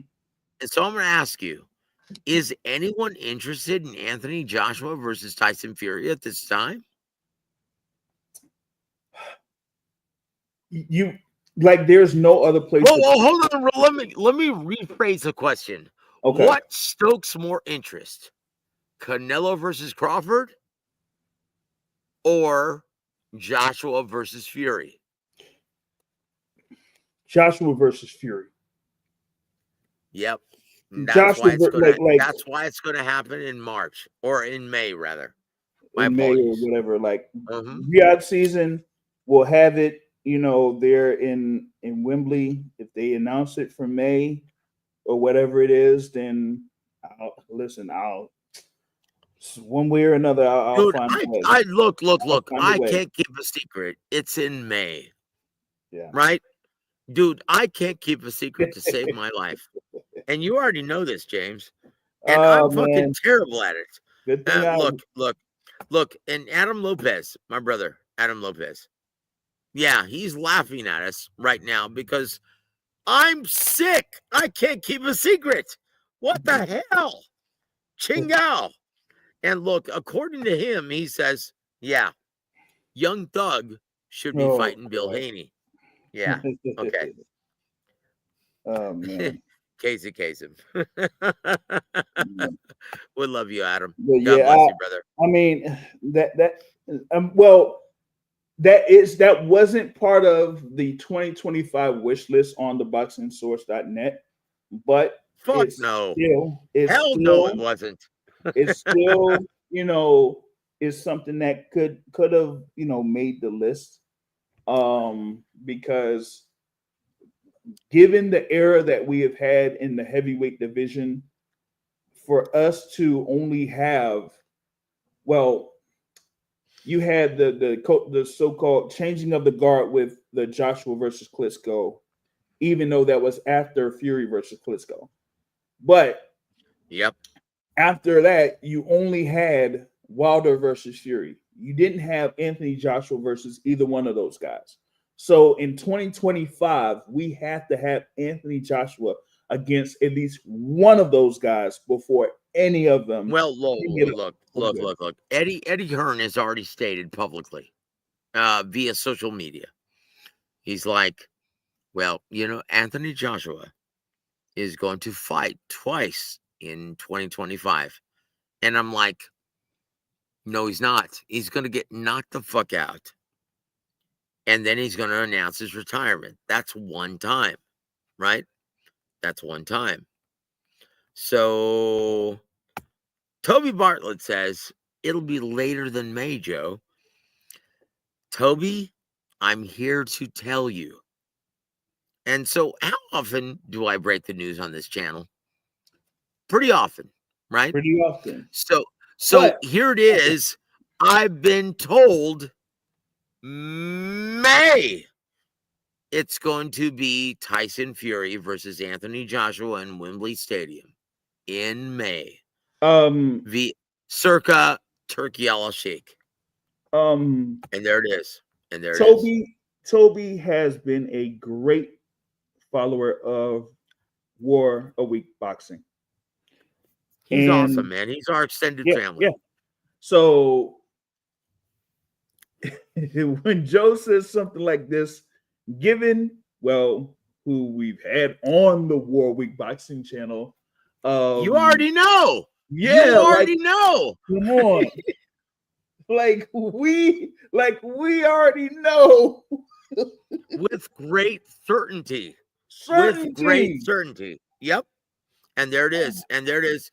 And look, I'm happy to announce, and while I'm announcing shit, right, Mhm. I'm having to announce the latest addition to Team David Morrell, my brother, J.R. Bell from the Boxing Source.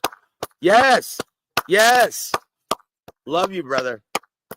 And I tell you what, we look forward to all of the juicy content you're going to produce over the next 5 weeks with exclusive David Morrell, Ronnie Shields content in the build-up to this February 1st event on PBC, Amazon Prime, pay-per-view. Thank you, brother. And I tell you what, I couldn't be happier. This is the best addition to the team that I could ever think of, right? And no, not Keith, I Dick. Yes, I said it. There it is. There it is. James, thank you for being a part of the team, brother. And you know what? We love you, man. But can we close out the show with some remarks about Rick Glazier versus Keith Idek feud on social media? Holy shnikes. This is a shit bomb waiting to happen. Yeah, well, if people knew, like, as far as boxing media is concerned, right? If people knew about who is in boxing media, right? Mm-hmm. You would know that this thing between Keith Idek and Rick Glazier isn't just between Keith Idek and Rick Glazier. Okay. Yep. There are multiple people that know about what's going on within the boxing media. Okay. Yep. And listen, some folks may know about, my feeling towards Rick Glazier in some instances or whatever it is, and some stuff that's happened in the past or whatever. So I kind of have my hands off of, the thing there when it comes to Rick Glazier at times, right? But when it comes to Keith Idek, before this, I didn't know about what was going on or what has been going on with Keith Idek.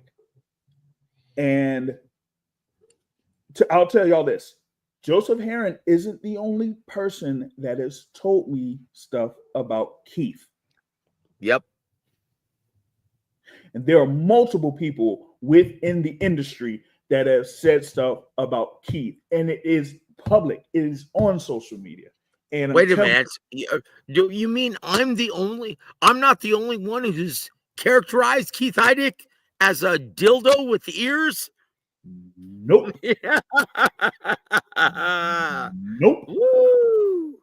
And the thing, but like G Funky is saying, like, hey, there are multiple people that have done business with Rick Glazier, and G Funky is not the only one. I know of a couple of other people that have been, part of my podcast that have, talked with, brother Joe here at times. And yes, he has done business and done good business with multiple people within the boxing game because he's able to help when he can. Okay. Yep. So when it comes to the thing with Keith Idek, right? He's been in the game a long time. Okay.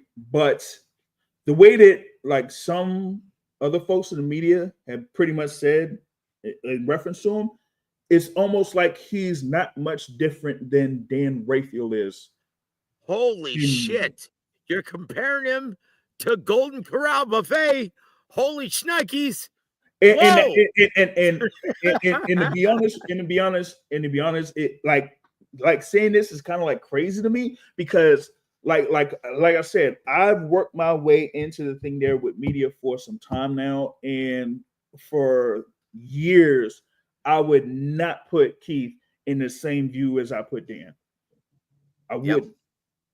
Yep. But given what's been happening here recently, and what has been going on when it comes to the what I would say, as they say in overall stuff, quote unquote mainstream media, when it comes to quote unquote mainstream media in boxing, this whole shift that has happened with, yes, the ring has really kind of made things be in a different light when it comes to how people cover the sport. Yep. At the large scale. And for me, I've never been like that. Although I kind of started that way, now can't do that. That's why you see me at the local, the local events in the area that I'm in. That's why you see me. That's why because you it's see me going to all Sacramento. because it's all about the fighters. Exactly. It's all about the all fighters. about the It's all about the fighters. sport. It's all about the fighters, and it's all about the health of the sport. Okay? You give me one journalist today that is all about the health of the sport besides yourself and me and G Funky. Give me one. Exactly. It's something that you mentioned, and I kind of hinted at. Who out there in media can say that they've covered a fighter while he's on his way up? That's it. That's it. That's it. And, If and it for y'all doesn't, listening right now, I'll give you a clear example of a fighter right here in this area that I've been following on his way up, and I will continue to follow, even with what happened here a few weeks ago. And that is Jaleel Major Hackett. that's it. That's it. So Big Luke says this. I hope Roach gets the payday. Classic kid. Unfortunately, he's not going to, but I hope he does as well. And let's just face it, Lamont Jr. and Senior, they're great people. Great people. And they're what's good about boxing, guys. So if you had to hear about our major grief about 2025 boxing, right? Or 2024, whatever the boxing scene article stated, I'll say this. Lamont is a humble, hardworking fighter who deserves all the accolades that he gets, which is very little, unfortunately. Where's the recent article from Keith Heidick about Lamont Roach Jr.? That's all I'm going to say. Keith Heidick is, along with a lot of boxing writers, is a self-serving suck-up. Now, once again, who did he mention in his diatribe to Rick Glazier? Turki Al-Sheikh. Why don't you mention any of the fighters that you've actually helped and given opportunities to? Because he doesn't have any. Say what you want about Rick Glazier. He's given and created a lot of opportunities for a lot of young fighters over the last 3 decades. Keith Heidick, how many have you produced? And that's it. Guys, I want to thank my brother. Oh, I'm sorry. JR, go ahead. As you were. If you can, I have one more topic. The floor is yours, my friend. Okay. And once again, before you go, I just want to thank you, man. This year would have not been the same without you, JR. I want to thank you for your friendship and your professional courtesy in co-hosting Real Boxing with Ronnie Shields. And as you now a part of Team David Morrell, I really look forward to the coverage that you provide for all of us, right? Oh, In putting forth real journalism, right? Something that is sorely missed from all fight fans interested in this big event. I really look forward to the professional coverage that you provide for David Morrell versus David Benavidez on February 1st. Thank you for the services that you provide. You are a true professional and you're a dear friend. Thank you for everything that you've done for not only the sport of boxing, but War Week Boxing. Thank you, my friend. oh, that is not a problem. That, like I was mentioning in, the 2024 award show. I think folks that had contributed to the growth of the boxing source, and you were like one of the first people that I mentioned as part of that growth of the boxing source because of your like I would say mentorship when it comes to boxing media and how things are handled, how things go when it comes to the business of boxing. That's number one. But there was one other thing that I didn't mention then, and I'll mention here. And a big thanks to you because we mentioned this, of course, after it happened and multiple times. But in the summer, when I was able to be over there in San Antonio and be able to be a co-host or a joint commentator for that fight card in San Antonio, and being able to go in there cold turkey and given that turkey was ice cold, but we were still able to make it work there for Yep. that fight card.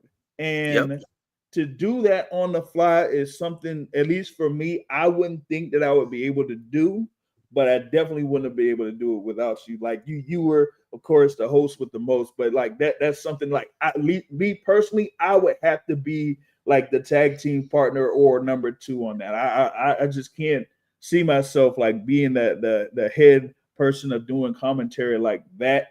But that was a great experience, and I'm very thankful that you were able to lend a hand out to kind of give someone like me that opportunity for starters.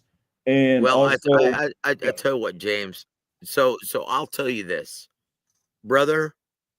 We've, in the immortal words of Karen Carpenter, we've only just begun. And I'm gonna finalize things right here right. with my brother, my nephew, Anthony Manzano. He says, "Thanks, James. Besides Joe, you helped me understand the sport a lot better from the business side and the media side of boxing."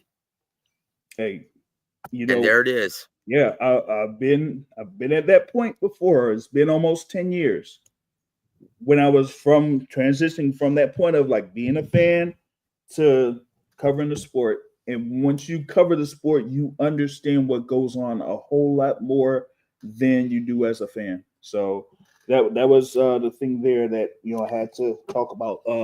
But yeah, I think you got like about a few more minutes, right? Here was one thing that I wanted to talk about. This was one of the big topics in boxing following the big event that happened a couple weeks ago. Okay. Oh, oh, So yeah. so of course we had the rematch between Alexander Usyk and Tyson Luke Fury there for now the unified heavyweight championship. And Alexander Usyk was able to score the unanimous decision win, 3 scores of 116 to 112 to stay undefeated. Okay. Yep. And that pretty much like cemented his place in the heavyweight division, of course, currently, and the pound for pound rankings. Yep. But a couple of days later, Yeah. There was a certain person by the name of Timothy Bradley Oh boy. who posted a video on his channel I saw that. I saw that. where it says Usyk is great, but Oh. and Yeah. within the first few minutes, he goes to, as some would say, hating on Alexander Usyk. Oh boy. Oh boy. First thing he said in that video was that he says that people need to slow down when it comes to Alexander Usyk and his quote unquote greatness in the sport of boxing, or his standing as far as like overall heavyweights of all time, or basically what's going on within the era of boxing. That's number one. But then number two is where he took it a step further, in that he said that Alexander Usyk is a basic fighter. Now, Oh boy. he Oh attempted boy. to explain it and add detail and say that Usyk is a guy with basic fundamentals. Whoa, whoa, whoa, whoa, And whoa, whoa. Hold on, attempted. hold on, hold on, Mhm, James. Hold on, James. Do mhm. you have an extra 30 minutes? Because I we do. could devote that time to what Timothy Bradley said. Okay, okay. Holy shit. Yeah, yeah, Oh, yeah, oh, hold yeah. on, hold on. At this time, I would like to introduce my brother, my nephew. Happy New Year to you, sir. Tony Manzano. Hey Tony, guys, hey welcome to the James, show, sir. congratulations on becoming Woo! a press cover a person for David Morrell. Oh, as Joseph Heron said, it's only just begun. Trust me. We've only Yeah, just honestly, begun. I hate Timothy Bradley for. Honestly, I want to call Timothy Bradley out for this bull crap. Really, because uh, he's forgetting the fact that Alexander Usyk. I understand it's a heavyweight division, but people forget he was a three-time undisputed champion at cruiserweight and stuff like that. But I guess Yep. since there's not a lot of American fighters in that like a lot of American or like English fighters in that division, they don't give him credit for that, which makes me upset, Joe and James, for that. Can you Um, understand? Can you explain Well, why well, people? Tony, you actually should be more well, upset. look. Tony, James, Mhm. I hate to do this to you guys, but I'm going to support Tim Bradley here. And I'm going to tell you that Alexander Usyk, even though he's an all-time great cruiserweight, he is not an all-time great heavyweight fighter. Yet. Okay? He's 37. His best days are behind him. I will tell you right now, let's just pick out the 90s, right? Ibuchi. Okay? Big Daddy, Riddick Bowe, David Tua, Evander Holyfield, Lennox Lewis, Mike Tyson. I'll even say a prime Hasim Rahman, and I'll even say an avoided Corey the Sniper Sanders. Not Corey T-Rex Sanders, an avoided Corey the Sniper Sanders, as you were, James. And you can Okay, go hold into on. the 2000s with the Klitschko brothers too. No. I'm not Now, even including them. Hold on. James, as you were, sir. Now, okay, I kind of get what you're stating reference to that, Joe. And I mentioned this in the video that's on my channel. Because when you talk about eras and like heavyweights in specific eras, when it comes to Alexander Usyk and him in the heavyweight division, yes, he does not have the longevity within the particular division that many of those in the past have. Those that have been there in the heavyweight division their whole career, those that have been able to come up from a lower division to become, at the top of heavyweight, just like an Evander Holyfield or like a Look, Moore, right? James, Now, before you move forward, hold on. Hold your thought, brother. Before you say anything, understand that I love Alexander Usyk. yeah, He is everything that you love about boxing. yeah, Okay? yeah. But he is not an all-time great heavyweight. Hold on. I'm going to rattle off some names. Joe Louis, Rocky Marciano, Floyd Patterson, Ingemar Johansson, Max Schmeling, George Foreman, Joe Frazier, Muhammad Ali, Sonny Cassius Liston. Clay, Ken Norton, Sonny Liston, Larry Holmes, Tim Witherspoon. Okay? And I haven't mentioned the 90s. Come on now, James. And don't forget the before. I understand it's hard to include them because it was segregated back then. How about Jack Johnson and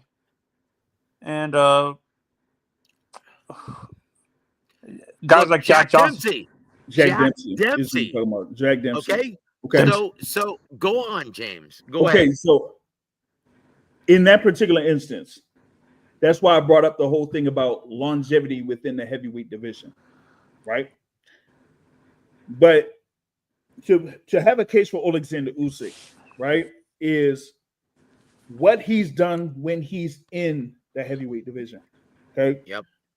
You start out with what? Chaz Witherspoon.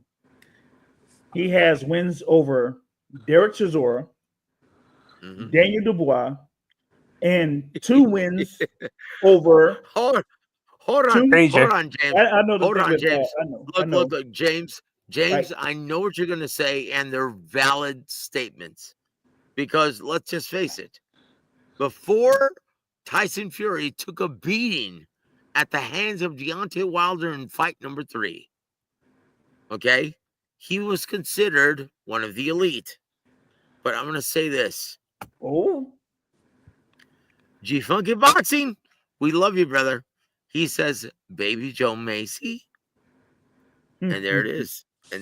Who is that? Well, now that's G-Funky. Now there's something else with Timothy Bradley that I didn't mention in my video that he got caught saying in the past, and that has to be brought up. And this goes to with him criticizing Alexander Usyk, how he is a hypocrite in this sense. Oh boy. You're talking about Alexander Usyk being a basic fighter or basic fundamentals fighter, but he was able to defeat Tyson Fury twice this year. The same Tyson Fury that you stated after his win over Dylan White as a guy that would be able to compete in any era in the heavyweight division. You were talking about Tyson Fury as he was one of the greatest heavyweights ever. Oh, you know what? I think Tyson Fury is overrated by his fans. Well, hold on. So what James is saying, it's very easy to be a revisionist historian, but hey, keep your receipts, because back then you were talking about Tyson being an all-time great. Why not now? James, welcome to the program, brother. Welcome to the team. You know what? And that's why there's we a love double James. standard. And that's what I'm saying. Tony, welcome Big James to the team because we love his brain. Yes, sir. Yes, sir. I love it. I love it. And for me, with Alexander, I don't blame him because he didn't become a heavyweight till later in life. Like, he didn't transition to the heavyweight division till after he was fit. He felt like he didn't need to prove anything in the cruiserweight division. Tony, well, look, 6 years ago, I wrote an article on the old East Side Boxing. And I said, look, the two fighters prospects that I see moving up to the heavyweight division and currently in the heavyweight division are going to be Alexander Usyk and Daniel Dubois. Who are the champions right now? Daniel and Alexander. That was 6 years ago. Guys, that's why you listen to War Week Boxing. And once again, I couldn't do Is that this. fight going to be a undisputed fight? Him and Dubois? Well, if they fight that's again? if he gets past Joseph Parker. And that's another debate, which we will conclude in the new year. So, on behalf of my brother, Tony, my nephew, Manzano, and on behalf of the newest addition to Team David Morrell and Louis DeCuba Sr., my brother, J.R. Bell from the Boxing Source. Guys, if you haven't already, please bookmark theboxingsource.net. I'm Joseph Heron. Guys, and look, I will tell you this, right? I will tell you this. I couldn't do this without my brothers G Funky, without my brother J.R. Bell from the Boxing Source, hosting Real Boxing with Ronnie Shields every Tuesday. And we'll be back next week, right? With plenty of quotes, plenty of sound bites, but I couldn't do this without them, right?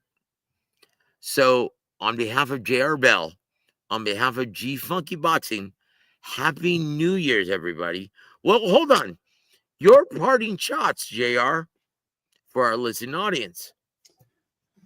Well, first, I would like to thank everyone that has been listening to War a Week Boxing in the year 2024 with the multitude of shows and the great content that Joseph Heron has been able to provide for you there, not only with, Coach Ronnie Shields, but, also, Coach James Gogi, and also, Mondays there with Rick Glazer, among multitude of guests over the course of the year.